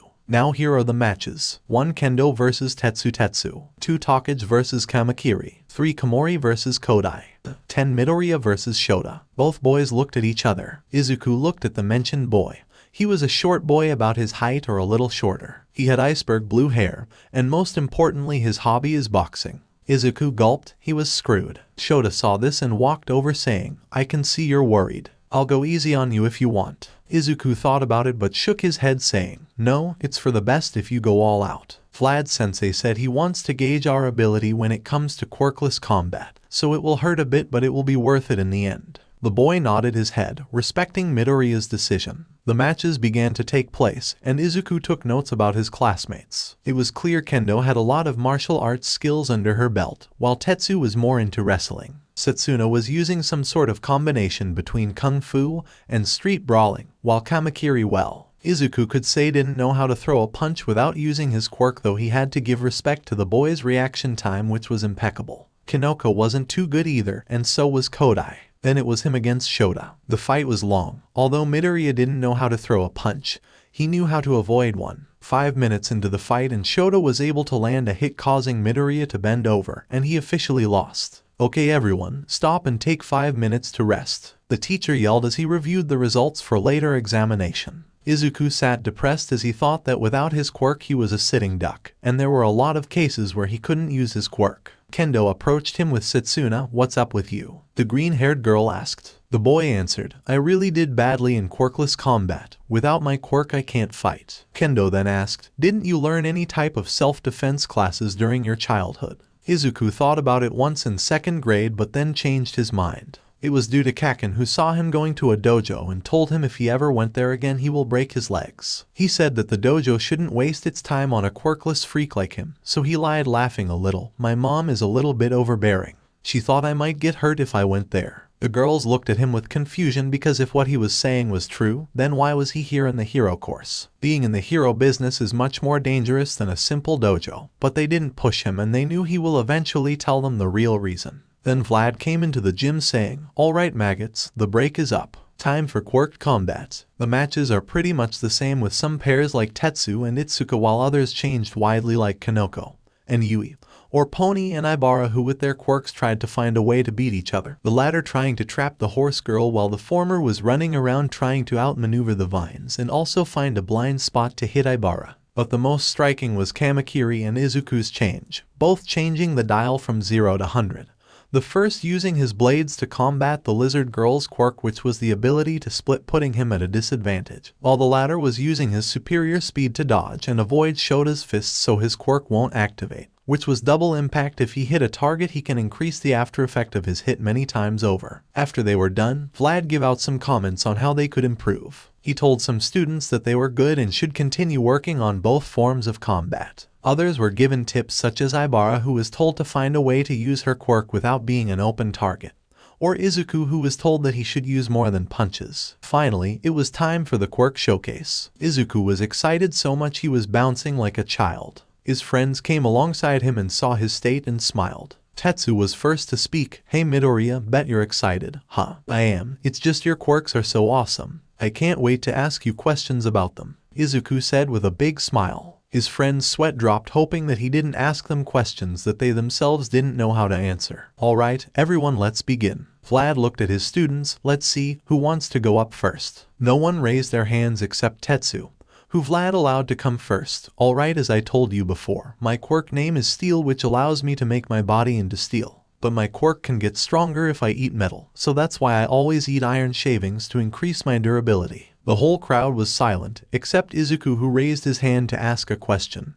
"Can I ask you a couple of questions?" "Sure, go ahead," the steel boy said. "Can you apply it on parts of your body, or does it always have to be on your entire body? You said you eat iron shavings to increase durability. Did you try to eat anything else? How does the steel appear? Does your body take the iron in your blood to make it like steel, or is it natural? Does your speed get affected by the steel coating, or not?" The boy looked at him, gaping as he tried to comprehend the questions. Once he got a hold of them, he answered, "I never tried to do that. No, I don't eat other metals, but tell me after this what that would do." "Yeah, I think so, since if I use it for too long I get iron fatigue." "Yeah, I think so." Everyone looked at Izuku, who was writing furiously in his notebook, and one question could be heard: where did he get the notebook in the first place? The boy looked at Tetsu and explained, "Well, my theory is that if you eat metals other than iron, it may allow to change your metal form temporary from steel to another form of metal. As for your speed, I suggest learning how to change from quirk form to your base form quickly. That way if you are on a mission you can switch forms easily, giving you both strength and speed." Tetsu was dumbfounded. Izuku just broke down his quirk and gave him ideas he didn't think of himself. He went back to the class thinking he should ask the boy for more tips if he had some. Vlad was impressed, to say the least. The boy had talent when it came to quirk analysis. Maybe he should ask him for some input. The class went on with Izuku usually asking questions about everyone's quirks. It was now Kamakiri's turn and he walked up to the center and he said, "Look here at the next number 1 hero's quirk. My quirk is Blade and it gives me the ability to produce blades." He looked at Izuku, who was oddly quiet, and said, "Well, what are you waiting for?" The boy looked at him confused, but asked, "You want me to ask you about your quirk?" The bug boy nodded as he said, "Don't go thinking far ahead. I still don't like you, but I won't throw free advice away." "Okay," Izuku said warily. "From where exactly can you make your blades? How long can they be? How durable are they? Can they be removed from your body?" The bug boy thought a little before he answered, "I can make them from everywhere. A couple of centimeters, I think. I can't cut rock and stone, they make them dull." "I never tried that." Well, if you can emit them from everywhere, you should try and focus on fighting style oriented around your wrists and palms. Maybe take some swordsman lessons to sharpen your abilities. As for the rocks and stones, I think you should keep trying till they eventually become strong enough to tear through them. Tagaru looked at the boy before nodding his head. This was some good advice. Even he wasn't that arrogant to say it wasn't. Midoriya maybe is a stutter, but he still has an edge to him, the bug boy thought. Finally, it was Izuku's turn, who was the last person to speak. He walked and said, "Well, as I told you, my quirk is inner energy manipulation, which allows me to enhance my speed and strength. It kinda acts like a B battery unit, which I tap into it and use the stored energy inside it. There's really nothing much about it." Setsuna then raised her hand for a question. Once the boy nodded, she asked, "Hey Greenie, you asked about everyone's quirk, so it's fair I ask a question about yours. Where does the stored energy come from?" Everyone looked and nodded. After Izuku basically dissected the biology of Itsuka's quirk a while back, they wondered if he could dissect his. The boy remembered the cover story he made for this situation. It may reveal a part of his past that he actually was comfortable talking about, to some extent at least, but better than revealing one for all. "Well, you see, most might think my quirk is an enhancement type, but it isn't." The class looked at him confused while Kendo asked, "It isn't?" "No, not really. My quirk is a stockpile quirk, which means it needs to store energy. I have a theory as to where the energy comes from, but..." He stopped till Vlad said, "What are you waiting for? Tell us." The man stopped for a moment before adding, "If you are comfortable sharing that with us." "Well, you see, the energy needed to accumulate slowly over time, so at first I wasn't able to use it. No, scratch that. I didn't even know I have a quirk. I think when I trained my body enough, in addition to the former condition being met, I was able to activate it for the first time at the entrance exam." Everyone looked at him dumbfounded, till Tetsu said, "So you're basically saying you were quirkless most of your life, till the entrance exam?" "Yeah, pretty much." Izuku said that in a nonchalant way that made his friends think, how could he be so calm about this? "Wait, hold on. When did you actually activate your quirk?" Setsuna asked. The boy smiled sheepishly and said, "When I wrecked the 0-pointer, it was the first time I ever used it." "So wait, you ran to that hulking thing without a quirk?" Kendo asked, dumbfounded. "Yeah, I mean, no one was saving the girl and that robot was going to run through her. I had to help her. I couldn't just run away like everyone else. Isn't a hero's job to rescue people?" Izuku answered. Everyone went quiet at his reasoning. He was right, but that doesn't mean killing yourself. Vlad saw the tense atmosphere but also had answers to many questions he had. Why the boy broke his bones, why he had a meek personality, and many more. So deciding this had lasted long enough, he said, "All right, that's enough for today. Everyone go to lunch now." Izuku walked to lunch with his friends as silence filled the air. When they sat, they noticed the boy continuing to walk and sit alone. Setsuna then walked up to him and asked, "What are you doing?" He looked at her surprised. "Don't you hate me now?" "What? Why would I?" "Well, I told you I was quirkless," he said as he looked down. It didn't take a genius to know right here to know that Izuku was bullied during his childhood because of his said condition. "Greenie, quirkless or not, that doesn't make you less of a human. Now come on, let's go eat with our friends," she told the boy as she walked with him to their table. His friends looked at him with worry, but Itsuka was the first to talk. "Midoriya, did we do something to upset you?" He was about to answer, but the lizard girl beat him to it. "This knucklehead thought that we hate him because he told us that he was quirkless." The other three looked offended, but Kanoko spoke first. "Izuku would never hate for something that isn't your fault." "Yeah, quirkless or quirk doesn't change the fact that you are our friend," Itsuka added. "Yeah, I also think you were so manly coming to the entrance exam quirkless. But out of curiosity, how are you planning to destroy the robots?" Tetsu said, earning a neck chop from Kendo, saying, "Don't be rude." They all looked at Izuku, who was letting a few tears slip as he said, "Thank you for not hating me." The four then hugged him as a sign of their care, but then Izuku looked at Tetsu and said, "Regarding your question, I had no idea." "Really?" Kendo asked. She didn't want to judge him, but she couldn't help it. "Yeah," he started, but looking at it in hindsight, it was pretty dumb. "I should have at last brought a staff." "Well, it worked out, didn't it?" Tetsu said. But Setsuna needed to ask one more thing. "Just one question. If you didn't know that you had a quirk, and didn't bring a weapon to aid you, why did you try for the hero course? Wouldn't it have been much easier to get there through the sports festival for you?" The others were also intrigued by her question. The boy then answered, "It's because I was quirkless I had to get through the entrance exam. Quirkless people are always treated like they're less than humans. I thought that if I got to the hero course through the entrance exam, it would break the stereotype that quirkless means useless." Everyone looked shocked at his answer before Tetsu cried, "That's so manly." Setsuna looked at him and said, "Man, you're made of puppies. What's next? You volunteer at the orphanage. Or you're the one that cleaned the beach a while ago." Izuku laughed as he mentally said, "You have no idea." The other four joined him in laughing as they then continued to eat their lunch. Unknown to the boy, someone spotted him. Across the hall, a certain blonde hair was angry as he snarled, "Deku." An explosive encounter. After finishing the first hero class for the students of 1B, Vlad slowly walked to the teacher's lounge to cool his head off, while he contemplated the new information he just received about Izuku Midoriya.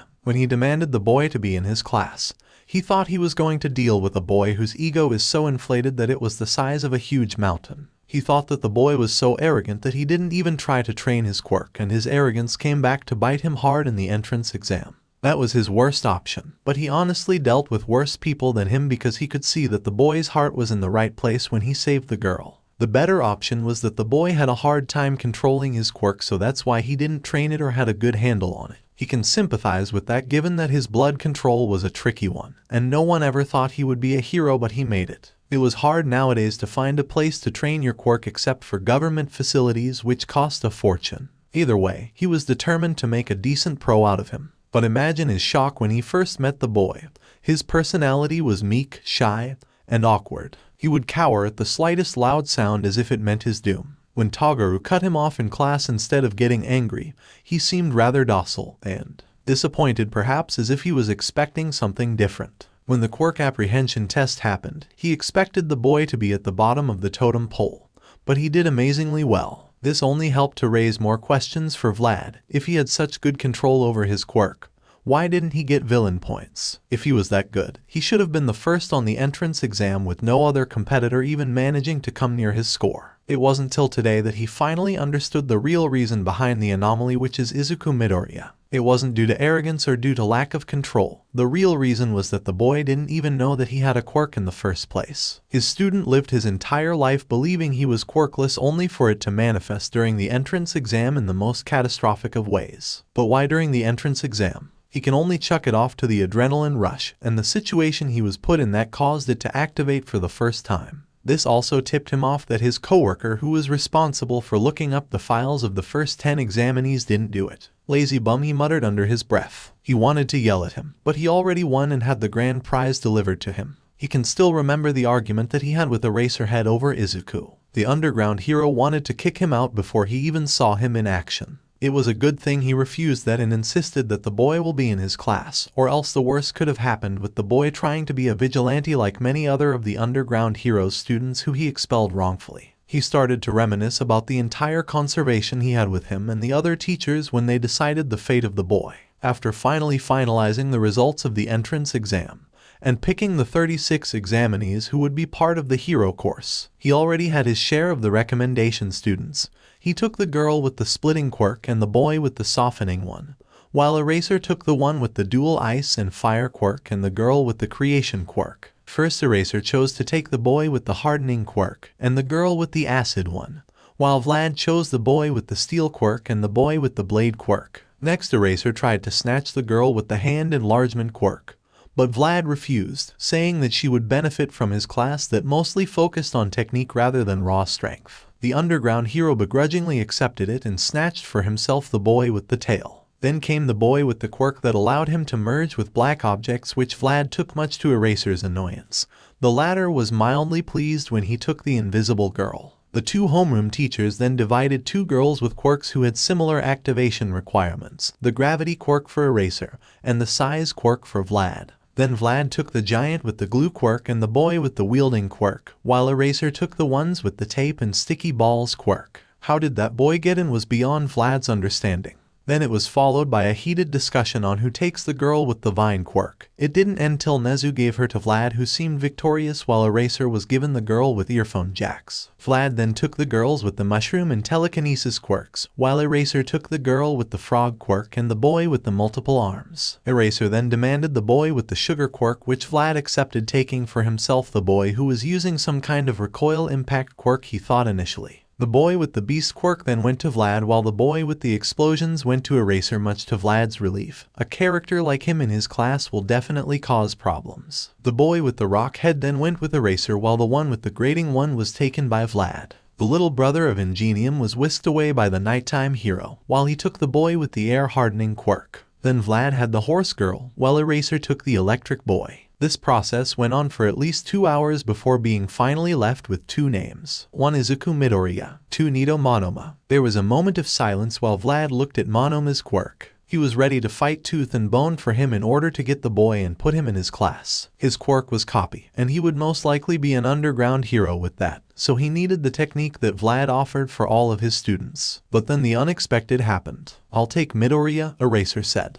Under normal circumstances, Vlad would have been happy he got the student that he wanted, but something felt wrong here. It was that Eraser picked Midoriya willingly without him being forced to, when a kid with a quirk that was underground worthy was presented in front of him. And given Midoriya's performance, he felt Eraser wouldn't want him, given that he usually avoided people who he nicknamed problem children. Interest overtook Vlad as he asked, "Why do you want Midoriya? You usually avoid people like him as if they were the plague, and I usually get them." The insomniac hero smiled a creepy grin that nothing good could come out of it as he said, "You caught me." Vlad raised an eyebrow and said as he crossed his arms, "What are you planning?" "Simple. I will expel him the moment I walk into the room. He has no place here," the underground hero said with zero hesitation. Present Mike then said as he put his hand on Aizawa's shoulder, "Come on Shota, aren't being a little cruel toward the little listener. You usually give your problem children a chance to prove themselves before you make the decision." He knew his friend wanted the best for his students, but this was borderline cruel. Expelling him before he even had the first class was too much. At least last year, he gave the entire class he expelled a chance to get to the field before giving them the kick. Midnight then said, "Yeah, at least let him take the apprehension test. You don't know, maybe he will have some control till then." She tried to get to the logical area in her friend's mind, but apparently it didn't make it. No, he had 11 years to get control over his quirk. But I know the reason why he didn't, Eraser said with a bored face as he opened a small bag, pulling out a file, slowly earning Vlad's attention, who saw a picture of a boy with purple hair on it. Vlad then concluded that Eraser wants to put this boy in the hero course, but at the expense of Midoriya. This was, as the nighttime hero called it, the height of irrationality. He was cut from his thoughts, as Eraser said. He probably thought that he was so grand that he doesn't need to train his quirk, but was shocked when he reached the entrance exam and saw how the real world works. In short, he has no potential. No potential was a phrase Vlad came to hate with a passion, due to the reason that multiple students with good hearts, but had problems with their quirks which could have been solved by simple quirk guidance, only to be expelled by Eraserhead. They then went either two ways: vigilantism, or other schools where they flourished, unlike what Eraser said.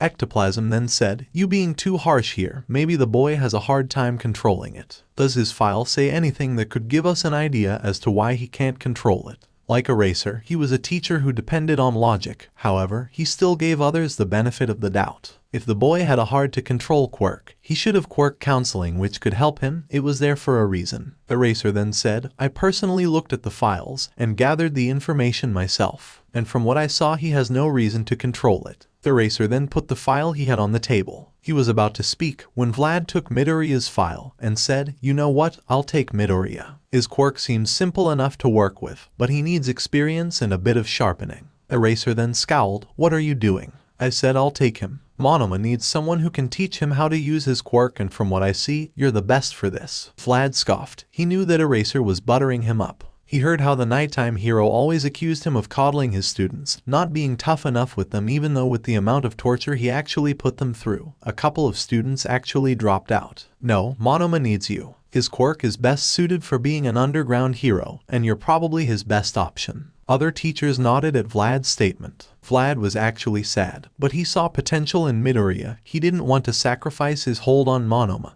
but it was worth it. Midoriya has a huge amount of potential, as Eraser would put it, so he didn't want him to lose his chance at being a hero. Midoriya, his quirk seems to come from inside his body and requires him to bring it forth kinda like mine, so I'm his best choice. Again the teachers nodded at the statement as the boy's quirk was labeled inner energy manipulation. He can sympathize with that. He himself had a very hard quirk to control, so he was willing to help the boy out. The nighttime hero frowned. This was not going as he expected. He thought the moment he offered Monoma to Vlad, it will be over. But the other teacher had made it his mission to keep someone with no potential inside the hero course, so he thought of something. Okay, how about we reach a compromise? I'll put him in general studies, then in the sports festival if he did well. I'll let him join next year while someone with more control over his quirk takes his place. This will be his wake-up call. The other teachers looked at him like he grew another head. Did he honestly think that the student he expelled will willingly study under him with a huge gap between him and the other students? He was basically setting him up to fail. No, I insisted I'll take the boy.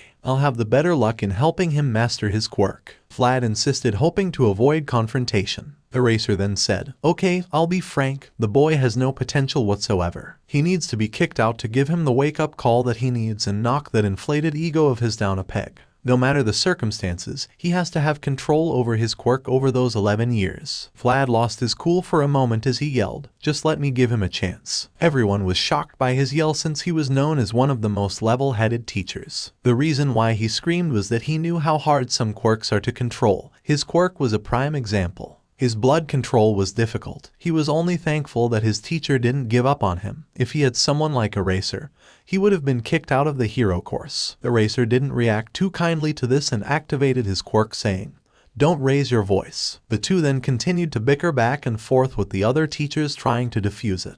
It went on till the principal said, enough. Everyone looked at him. He was a small animal like humanoid with white fur. Nezu then said, Vlad, are you sure that you can help the boy? Vlad, who calmed down, said, definitely. Nezu hummed and then said, alright, so be it. Vlad, you have Midoriya. Eraser, you take Monoma. End of discussion. Eraser didn't argue as he walked out of the room with an annoyed expression, while Vlad looked pleased that the boy wasn't kicked out unfairly. He was rather sad that Monoma was taken away, but he can work with Midoriya given that he was willing to sacrifice himself to save a girl that he didn't know. As long as his heart is in the right place, he will make a good hero, even though there is a chance that he might have a huge ego like Eraserhead said. But he dealt with worse. Powerloader then said, well, that happened. Vlad then chose to leave the room to prepare for the lessons that will begin next spring. He walked outside saying, I really hope I don't regret this. And he didn't regret it. Although the boy was quirkless till not so long ago, he showed great control over his quirk during the apprehension test. And something told him that he wasn't going all out. Not that he can call him out on it. It's better that he builds the amount of energy he can handle rather than breaking and failing. He also hit the jackpot with Midoriya due to his quirk analysis skills. It was amazing what he can think of. He even had applications for his quirk that Vlad didn't think of. Monomolecular blades from the plasma in my blood. How didn't I think of that? Vlad thought as he looked through a small notebook that Midoriya had with him. He had asked the boy to borrow it from him and the boy accepted, though very hesitantly, raising a few red flags, and the way he broke down his classmates' quirks really impressed the hero. But aside from that, he was also concerned for the boy, especially how skittish and meek he seemed. He would bring up the possibility of putting him under Hound Dog to help him deal with any damage that may have occurred from his quirkless years. He could only hope that the damage isn't too intense. He also was thinking of a way to help the boy further strengthen his control over his quirk, or at least build up more power. This could be done through quirk counseling or after-school activities. Either way, he would have to talk to him about this, though he would emphasize the importance of the boy not pushing himself too much. In the teacher's lounge, everyone was sitting peacefully while doing their thing, well, everyone except Powerloader, who was stuck to the cameras making sure his newest student didn't blow up the lab for God knows how many times. Mike looked at him and said, come on, relax a little. I doubt the little listener could do so much damage in so little time. Powerloader looked at him and retorted, she caused 10 explosions in 1 minute. I highly doubt she wouldn't cause a disaster while I'm gone. This new student was a menace, but at the same time she was one of the best students in the new batch. He couldn't throw her out. Midnight laughed at the support teacher's plight, while Mike looked over to Eraserhead, who was snoozing off in his sleeping bag. What do you think, Shota? The tired hero looked at him and said, everyone has their problem child. I have Bakugo with the ego of 10,000 mad tyrants. Majima has his problem child, and Vlad has. He was cut off by Vlad coming inside the room and greeting everyone. The night hero then returned to his sleeping bag, not wanting to continue. Vlad then sat on a couch, setting the notebook aside that he was reading on the table in front of him, and picked up a cup, filling it with coffee. He then was asked by Cementos, how was their reaction when you hijacked their first heroic period? Disappointed as I expected, but they benefited greatly from my intervention because now they have greater insight on their friends' quirks and theirs too, Vlad answered. Interested, Cementos asked, how come? Well, turns out that one of my students has great quirk analysis skills. He broke down everyone's quirks, giving them advice on how to improve them. Hell, he even changed one of my students' outlook on her own quirk drastically. Vlad said, remembering how Izuku deduced that Itsuka's quirk has 2 factors, enlargement and super strength, and that there is a possibility for her to separate them and use them individually. Ectoplasm was then interested as he looked at the notebook that said Hero Analysis for the future number 13 2.0, so he asked, is this his work? Yeah, feel free to look through it. I think I saw your name in it somewhere. The ghost-themed hero then opened the notebook and skimmed through till he found his section, and began to read. So he knows about my giant clone, interesting. His idea about my clones being in between regular form and giant form isn't wrong though, it could come in handy. Well, this one is quite interesting. He theorizes that I should be able to create clones with multiple limbs, preferably arms, sort of a combination technique. I have to try this later on. The ghost-themed hero then put the notebook down as he said, he seems to have quite the eye for detail. I must admit that he has ideas I didn't think of. Midnight then snatched the notebook, saying, my turn, causing Eraserhead to say, this isn't a competition. The R-rated hero then pouted while saying, no one asked you. She flipped through the small book till she found her page. How does he know that I only rip my suit for show? Oh, he seems to think my quirk works on producing pheromones mixed with a sleeping agent. The only reason it doesn't work on women instantly like men is that the gas I usually release is female pheromones mixed with a sleeping agent, causing it to have a harder time on females. He theorizes that if I learn how to release male pheromones, it would work just as effectively on women. Need to look if that is possible later. Midnight then set the book down as she said, impressive, gave me some new ideas. Powerloader then took it and read through it. The excavation hero then said, he gave me some ideas about my quirk. But I got to admit he has amazing propositions for support items. Mind if I borrow him for a while? He asked the blood-themed hero, who laughed and said, yeah, I do mind. He needs to focus on being a hero. He then looked at the notebook and said, I think he also discovered Nezu's true species, a mix between Antarctic mouse and American stoat perhaps. A voice from the intercom came saying, wrong, but he is the closest to discovering it. I think I would like to have a cup of tea with him sometime. Maybe we can compare notes. A collective shiver went through everyone's spines as they imagined the results of the second coming of Nezu, as the principal laughed manically over the speaker. Eraserhead then spoke for the first time since Vlad came. Is that student by any chance Izuku Midoriya? Vlad answered, yes. Eraser then said, listen to Majima and send him to the support course. He's better suited there than at the hero course. The blood hero then replied flatly, no. Eraserhead sighed as came out of his bag. Can't you see you're putting him in harm's way? The boy has no control over his quirk. Even if he has a great mind, it can take him so far. On the field, he will throw a punch, break down, and become a liability. Let someone more suited take his place, and as I suggested before, let him participate in the sports festival. And if he does well, I'll personally train him so he can be on the level of his classmates next year, in case you're afraid he won't be. A vein popped on Vlad's head, but he calmed himself down as he retorted, as I said last time, no. And Midoriya has enough control over his quirk now. Really? Present Mike asked. Yes, the only reason he broke himself during the entrance exam is that his quirk manifested itself for the first time, Vlad explained. Snipe, the cowboy-themed hero, then asked, excuse me, but I reckon I might be under the impression that he actually came here to take the test quirkless, and his quirk activated when fought the zero-pointer. That's true, Vlad said.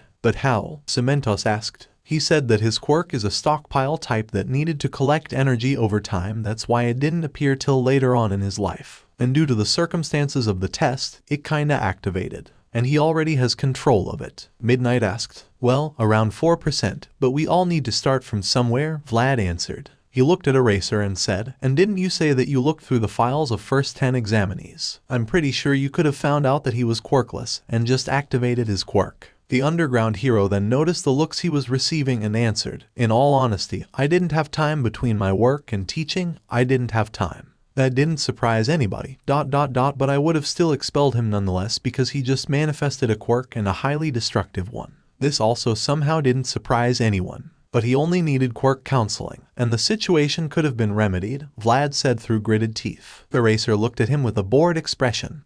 We're here to make heroes who already know how to use their quirks, not coddle children who just manifested them. In my eyes, he still has zero potential. Vlad was about to retort when an alarm went off saying a code purple occurred in the cafeteria, which meant a student attacked another one with his quirk. Choosing to ignore the zombie of a man, he went with Hound Dog to check the problem. Nezu's voice then came through the intercom as he said, Aizawa, please come to my office. The underground hero sighed as he stood up and went to see what Nezu wants from him this time. Earlier in the cafeteria, Izuku sat with his friends as they enjoyed their lunch. He really liked them. They made him feel loved and wanted. It was the first time in his life that he actually didn't feel that he needed to hide or that he was about to be knocked over for his lunch money. Setsuna was really fun, even though she would tease him every minute or so, but he knew she meant no harm. Tetsu was, for the lack of a better term, excitable. The boy maybe was loud and brash, but he was nice. Izuku knew that the boy had a heart of gold under his skin. He actually found his obsession with all things manly kind of funny. Itsuka was a very nice person,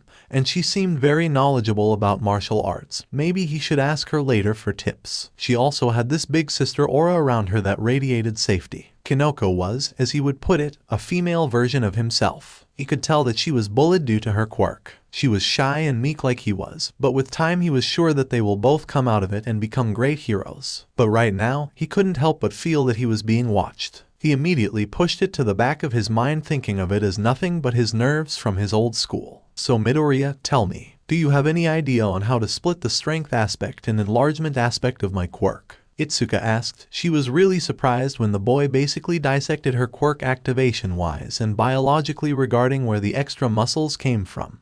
But she was thankful. This opened new doors for her. I honestly think that the best idea is punching a sandbag and trying to focus your strength aspect only without enlarging your hands. The boy answered. He saw this as the best course of action because if she did this and concentrated on only activating the strength aspect, she will learn with time how to activate each part individually. Noted, but I need to ask you something. How much percentage of your quirk do you control now? She asked, before quickly adding, you don't need to answer if there's any problem. The boy shook his head before saying, around 4%. But I think I can up it to 5% if I want to. I should really invest in weights so I can increase the percentage since more muscle mass means more power that I can handle. The girl nodded at his reasoning. The boy went back to his lunch but noticed something in the distance, or rather someone. He noticed a pair of ivory horns with blonde hair standing confused in the cafeteria. The boy looked at his friends and said, should we be concerned about Pony? She seems kinda lost. Itsuka looked at her and said, yeah, we should probably get her. She is having a hard time learning Japanese. The boy then stood up and said, I'll be back. Setsuna then laughed and said, never say that in a horror movie or you'll die. The boy shook his head with a smile as he went to the girl to bring her to their table. He saw the girl trying to talk to people, but she was failing as everyone kept passing by her without paying attention to what she was saying. The boy then stood near her, grabbing her attention. She smiled and said, Midoriya, please help. She then added a puppy face with a small pouty look to ensure that the boy helped her. The boy felt his heart clench at how cute the girl was. Must protect, the boy thought to himself. The boy then spoke in English. Tsunotori, how about you go with me to sit with my friends? You seem kinda lost here. The girl's eyes sparkled as she began speaking. Midoriya, I forgot you can speak English. Thank you very much. It's hard being in Japan while being a foreigner. The girl then walked with him to the table. I understand it must be very confusing and hard to be here, but I hope you can get comfortable here soon enough. Thanks, Midoriya. That's nice of you to say. They finally reached the table and sat down. Pony then greeted the other occupants as Midoriya remembered something he needed to ask the horse girl. Tsunotori, I need to ask you something. The girl looked at him and said, ask away, Midoriya. Are you related to the American hero cow lady? The girl smiled at them, causing everyone present to think, must protect. She then said, she's my aunt. The girl then noticed something distant that was coming closer. Anyone hear explosions? Midoriya was confused until he heard the sound and his blood ran cold. He acted quickly, pushing Pony out of the blast radius, shocking the girl and everyone else with his actions. The girl was shocked. She thought Midoriya was nice, but why did he push her off the table? This question was answered a moment later when an explosion engulfed the boy, sending him flying to the ground beside her. The girl looked at the table as the smoke cleared and saw a boy with crimson red eyes and blonde hair standing there like a maniac on drugs as he said, Deku. Everyone was so shocked that they didn't react when the boy jumped off the table and went to Izuku. The boy then lifted him, giving a knee to the stomach, and then used his quirk on the boy's abdomen. Izuku felt extreme pain. He knew this day would come eventually, but he hoped that it would be a little longer. He looked at his stomach and saw that it was bleeding from the explosion. He then looked with fear at Bakugo's eyes as the boy said, "Deku, didn't I tell you not to come here, you quirkless freak? You honestly think you can come here and act all high and mighty? I gonna." The boy didn't get to finish this sentence as a large fist sent him flying, which made him let go of Izuku. Izuku then retreated and hid himself under the table. Kinoko then checked on Pony, who said, "Me fine, but Midoriya." The mushroom girl looked over to her friend and saw him cowering in fear under the table. He was quivering like a leaf in the wind. If she had to take a wild guess, she would say that that boy was a bully of his. Katsuki then scowled as he snarled at Itsuka. "What the fuck do you think you're doing, man? Hands. Roll over. This is between me and Deku." The orange-haired gritted her teeth as she said, "Who do you think you are, attacking my classmate like that? Move. This is between me and fucking Deku. The nerd needs to learn his place." "Like hell that's happening," Setsuna said as she joined and stood beside Itsuka. Tetsu then joined as he exclaimed, "Attacking someone who didn't do anything is really unmanly." Bakugo stood there a moment confused, as he said, "And who are two shitty extras? A green wretch and shitty hair's cheap knockoff. Go get lost." Meanwhile, Kinoko went to Midoriya with a mushroom and said to him, "Izuku, eat this mushroom. Like last time, it will lessen the pain." The boy did as he was told, but looked at his friends who were standing up to Bakugo. "No, I can't bring them in my mess." Before he can do anything, two voices rang out. "You ruffians, how dare you gang up on one of our classmates?" The blue-haired boy who admonished Midoriya earlier said while chopping the air with his hand. The three who were standing up to Bakugo felt their veins pop, as the boy came out of nowhere and accused them of attacking Bakugo. They didn't get to think too much as someone else spoke this time. The inferior class 1B is causing a problem with our class. No wonder they're trying to get." In a blink of an eye, Kendo was beside him as she neck-chopped the boy, saying, "Monoma, didn't you promise to tone it down a little?" She looked at her friends and said, "No worries, he's more bark than bite. I know him from my old school." She then let the boy fall down as she stood back with the others. She then looked at the blue-haired boy and said, "And you, your classmate attacked ours. We're only defending ourselves." Bakugo shook his head as he said, "Now, I gonna say this once. Either you extras move so I can get to Deku and teach him his place, or I'll blow you all up to Kingdom Come." The blue-haired boy, now fully understanding the situation, said, "Bakugo, we shouldn't harass our fellow students. Fuck off, Four Eyes. This is between me and Deku. These extras are only in the way." The blonde-haired teen said as he approached, only for Izuku to say, "Stop." The boy then slowly but fearfully walked up to him and said, "Leave them out of this. This is between you and me. Finally, you want to fight me, Deku? I'm gonna make you regret the day that you were born." Bakugo said with a crazy look in his eyes. But Setsuna tried to interject, only for Izuku to cut her off, saying, "It's okay. This is between me and him." The girl frowned as he approached the blonde hair. "Now Deku," the boy said as he swung his arm, "die." The blonde boy smiled a little, but he'd still need to show this worthless piece of shit his place. Once the smoke of his attack cleared, a muscular hand gripped him and lifted him in the air, causing him to shout, "Who the fuck are you? Be careful what you say, because you're already on thin ice for attacking my students," Vlad said as he looked Katsuki straight in the eye. "What? I was putting Deku in his place. Let go, I didn't do anything." This response didn't do anything except make Vlad angrier, so he simply neck-chopped the boy and then looked at his student, who was on the ground with wide eyes. "Midoriya, are you alright?" Vlad asked the stunned student. "Yeah, I think so," the boy answered quietly and winced from the pain in his abdomen.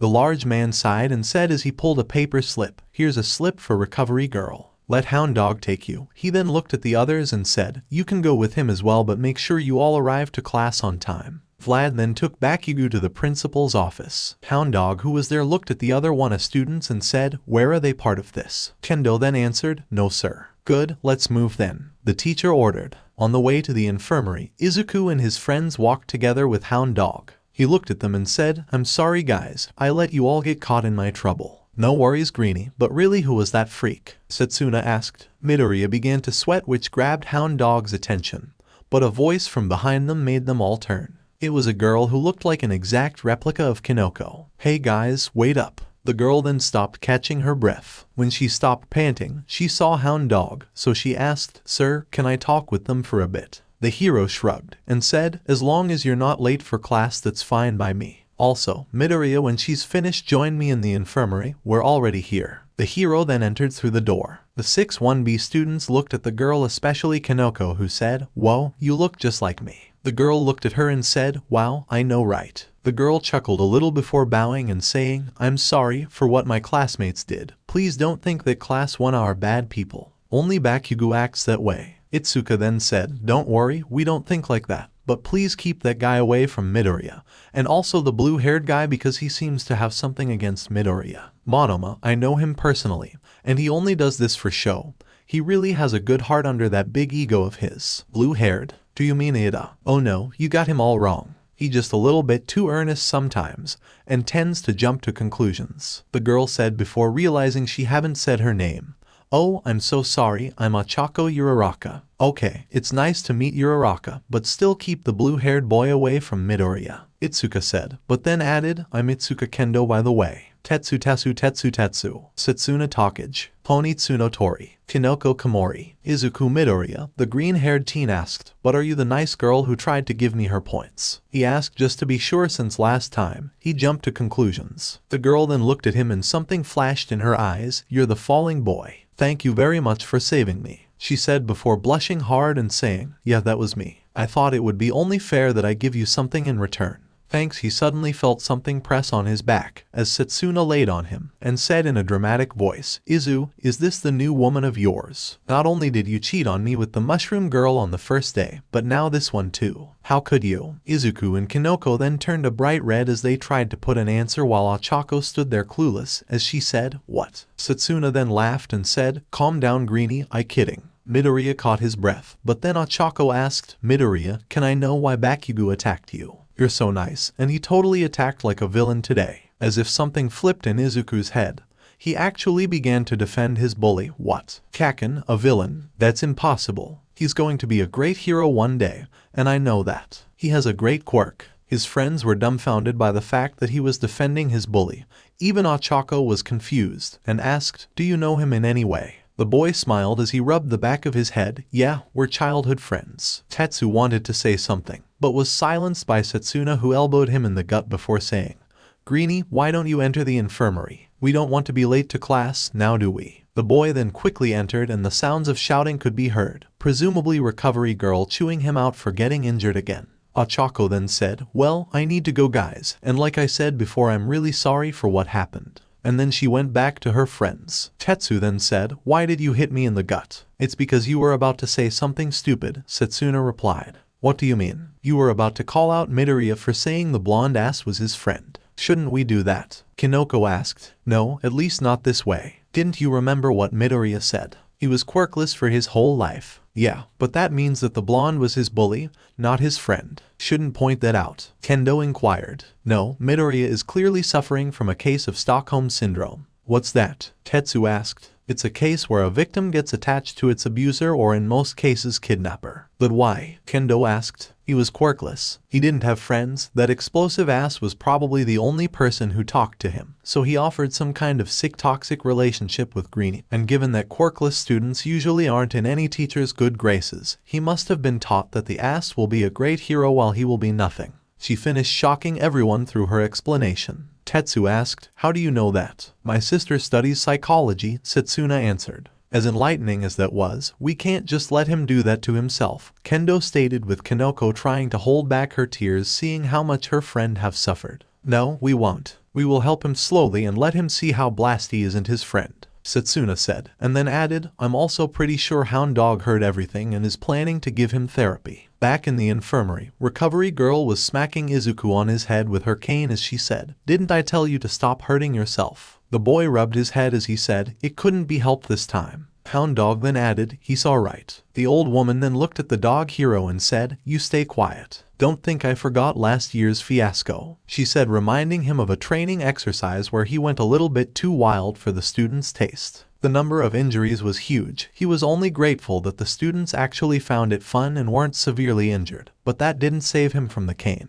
The hero raised his hands and remained quiet. Recovery Girl then kissed the boy using her quirk and threw him a clean set of clothes saying, "Here, wear these," and then went to her chair. The dog hero then cleared his throat and said, "Midoriya, I want you to come to my office every Friday. What did I do? The boy asked, afraid. Nothing. But Vlad told me you were quirkless for most of your life. I want just to help you in case there is any lingering damage. The dog hero left out the part which said, and why did you defend the boy who attacked you? Okay, the boy answered. Good, now that you're finished here, go with your friends, your English class is about to begin. The dog hero said. The boy then walked out, and the hero could hear talking as the students went away. He muttered under his breath, poor kid. Back in the principal's office, the nighttime hero sat as he looked at the animal who he preferred to call the rat god. He finally asked, what do you want? I'm a busy person. Nezu smiled. Always to the point, Aizawa, I merely wanted to have a chat with you. Is that so wrong? The nighttime hero frowned. What do you want to talk about? Nezu said, I want to have a chat about what you and Vlad talked about. Aizawa gritted his teeth. The child has no potential. He only manifested his quirk. He's a liability, and I believe you think that you have potential. If I may remind you, you entered this course through the sports festival unlike our friend Midoriya who entered it through the entrance exam. Shinso, the student that you want to replace Midoriya with earned no points whatsoever. The entrance exam is illogical. It favors those with combat-related quirks, unlike mine and Shinso. Eraser tried to talk, but Nezu cut him off. But what about the rescue points that our friend Midoriya has earned? Which, may I remind you, could have been earned by both of you, yet you both forgot the importance of saving lives. The nighttime hero couldn't retort because he saw that there were several cases where Shinso could have saved someone but didn't do despite regarding the treatment he received while growing up. Then Nezu said, let's watch something now, shall we? He then opened a video that showed the cafeteria. He then pointed the video at Midoriya. Eraser sighed as he said, the problem child. What do you want, Nezu? Is this some attempt to change my mind? Because it won't. No, please watch. I think it will be interesting, Nezu said with a mischievous gleam in his eyes. He watched as the problem child talked with his friends, and then walked up to the exchange student, which he was thankful not to have. He didn't have time to coddle students. Leave that to Vlad. What are you doing? I don't see a point in any of this. Eraser spoke with annoyance. He didn't have time to see the problem child socialize. Sure, he felt bad for the boy being quirkless for most of his life and treated badly for something he can't control. But this same concern made him want to put the boy away from the hero course till he can fully control his quirk. He wasn't doing it out of hate, but rather the concern for the boy's well-being against people who had their quirks for most of their lives. If he was a horse, he would at the end of the race. He honestly thought that the boy's best chance to succeed would be putting in general studies to give him time to master his quirk, and he will train him so next year he would be on the same level as his classmates if he gave him a good show at the sports festival. Oh no, wait, the best part is coming, Nezu said. Look closely. The night hero looked at the feed and saw something that made him smack his forehead. His problem child, Bakugo, attacked Midoriya out of nowhere. Wonderful. Now Ida and Monoma join the fray. The former will give a serious headache for how stiff he is and how he always jumps to conclusions without thinking. And the latter, well, he knows the boy is all bark and no bait at all. So Aizawa, have anything to say? He needed to think carefully because he was literally walking on thin ice now. He was about to answer when Vlad opened the door. Nezu, I demand you expel this student immediately, Vlad said, making Aizawa scowl. He can't deny such a request given that he knew how Vlad tried his students like his own children. But at the same time, leaving Bakugo unchecked is like putting him on a villain track. I'm sorry, I can't do that, Nezu said calmly. Before Vlad can argue, Nezu explained, imagine if someone like Bakugo went on his own with his destructive quirk. He would attract villains hoping to recruit him. Can you see the danger in letting him loose? Even though Nezu knew that if Bakugo turned to villainy, that would be on the boy, not the school. But expelling him for only one offense would become some sort of martyr story to the boy if he decided to become a villain. He didn't want to give Bakugo any reason to say that UA has wronged him. He would give him a chance to become better, and if that fails, he knows what he has to do. The huge teacher gritted his teeth as he sighed, fine, but I want him to write an apology letter for Midoriya and have detention for the entire year. That could be arranged, Nezu said as Aizawa breathed a sigh of relief. The principal then pointed to a chair and said, put him down. The man did so, and gave Aizawa a look that said, keep him away from my students. The underground hero sighed as he couldn't fault him for being angry. Aizawa, the teacher, gulped as he looked, wake him up. The underground hero sighed as he flicked the boy on his forehead, causing him to jolt as he yelled, fucking Deku. He noticed that he wasn't in the cafeteria, and noticed that he was with the hobo and some kind of rat. He asked, who the fuck are you? Who I am isn't of any importance right now. What is important is that you need to know that I'm the principal, and you're in quite the pickle here, young man. The boy wanted to shout, but Nezu cut him off saying, you're already on thin ice, so be careful of what you say, and speak. Bakugo then felt a shiver as he felt his mouth grow dry and clamp itself shut. Nezu smiled as he saw how the boy can sense danger and said, "Can I ask why did you attack one Izuku Midoriya? He's a fucking Deku that needs to be reminded of his place." The boy answered, and to him this was enough. This was always the case and no one ever cared. Not good enough, Nezu spoke and then added, "But given that you attacked a student unprovoked with the intent of harming him, I'm within my full authority to hand you over to the police for illegal quirk usage, expel you from the hero course, and give you a one-way ticket to our lovely prison Tartarus." He looked at the boy whose face lost color from fear. Oh, how he loved his reaction. People who think that they're all grand and almighty only for reality to smack them hard in the face. "Deku, this all your fucking fault," Bakugo thought as Nezu continued, "but the only reason I'm not doing that due to my fear of setting you on the course of becoming a villain." Bakugo froze. Him? A villain? He was going to be the #1 hero. Fucking Deku. "Now, if you want to continue in the hero course, I would need you to do a couple of things." The boy looked at the rat as he said, "First, you'll write an apology to Midoriya and his friends." Bakugo was shocked as he gritted his teeth. "Second, you'll have detention for the rest of the year except if you have an internship." The boy's eyes widened. "And lastly, you'll have therapy with Hound Dog every Thursday to make sure that you get over your anger issues, superiority complex, and inferiority complex, or you'll be downgraded to general studies." The boy's teeth almost broke from anger, but he took a breath and said, "Fine. Good." Nezu then turned to Aizawa as he said, "Aizawa, you can consider your rights to expel students revoked, and have a nice day. You can go." The teacher wanted to argue, but he was already on thin ice as it already is. He sighed and told his problem child to follow him. When they left, Nezu opened both Midoriya's and Bakugo's files and searched through them. He frowned when he saw that both were faked for obvious reasons. He was half tempted to ask All Might if he ever talked with his successor about his school life, but refrained since he knew the man didn't. "Aldera, what secrets do you hide?" he said as he hacked into their servers. His maniacal laughter could be heard throughout the entire school, and one lanky man with blonde hair shivered as he knew nothing could come out of this. At the end of the school, Midoriya walked with his friends. He was still pretty glum about what happened, so Takage thought of something. "Guys, about we go to the arcade?" "I have no plans today," Tetsu said with Kendo shrugging, signaling her okay. Kinoko then said, "I'm free too." Izuku then looked and said, "I can go, but I need to tell my mom." He then pulled out his phone and sent her a text. Seconds later, his neighbors sent him a text telling him that his mother flooded the apartment complex. He chuckled and said, "My mom says it's okay, though she may have passed out from happiness." Setsuna giggled and grabbed his shoulder and whispered, "Imagine her reaction when she finds out that I'm your girlfriend." Greenie. The boy blushed as swirls appeared in his eyes, while his friends laughed as he eventually joined them. They all walked to the arcade after that. "Friends, it's really nice to have them,"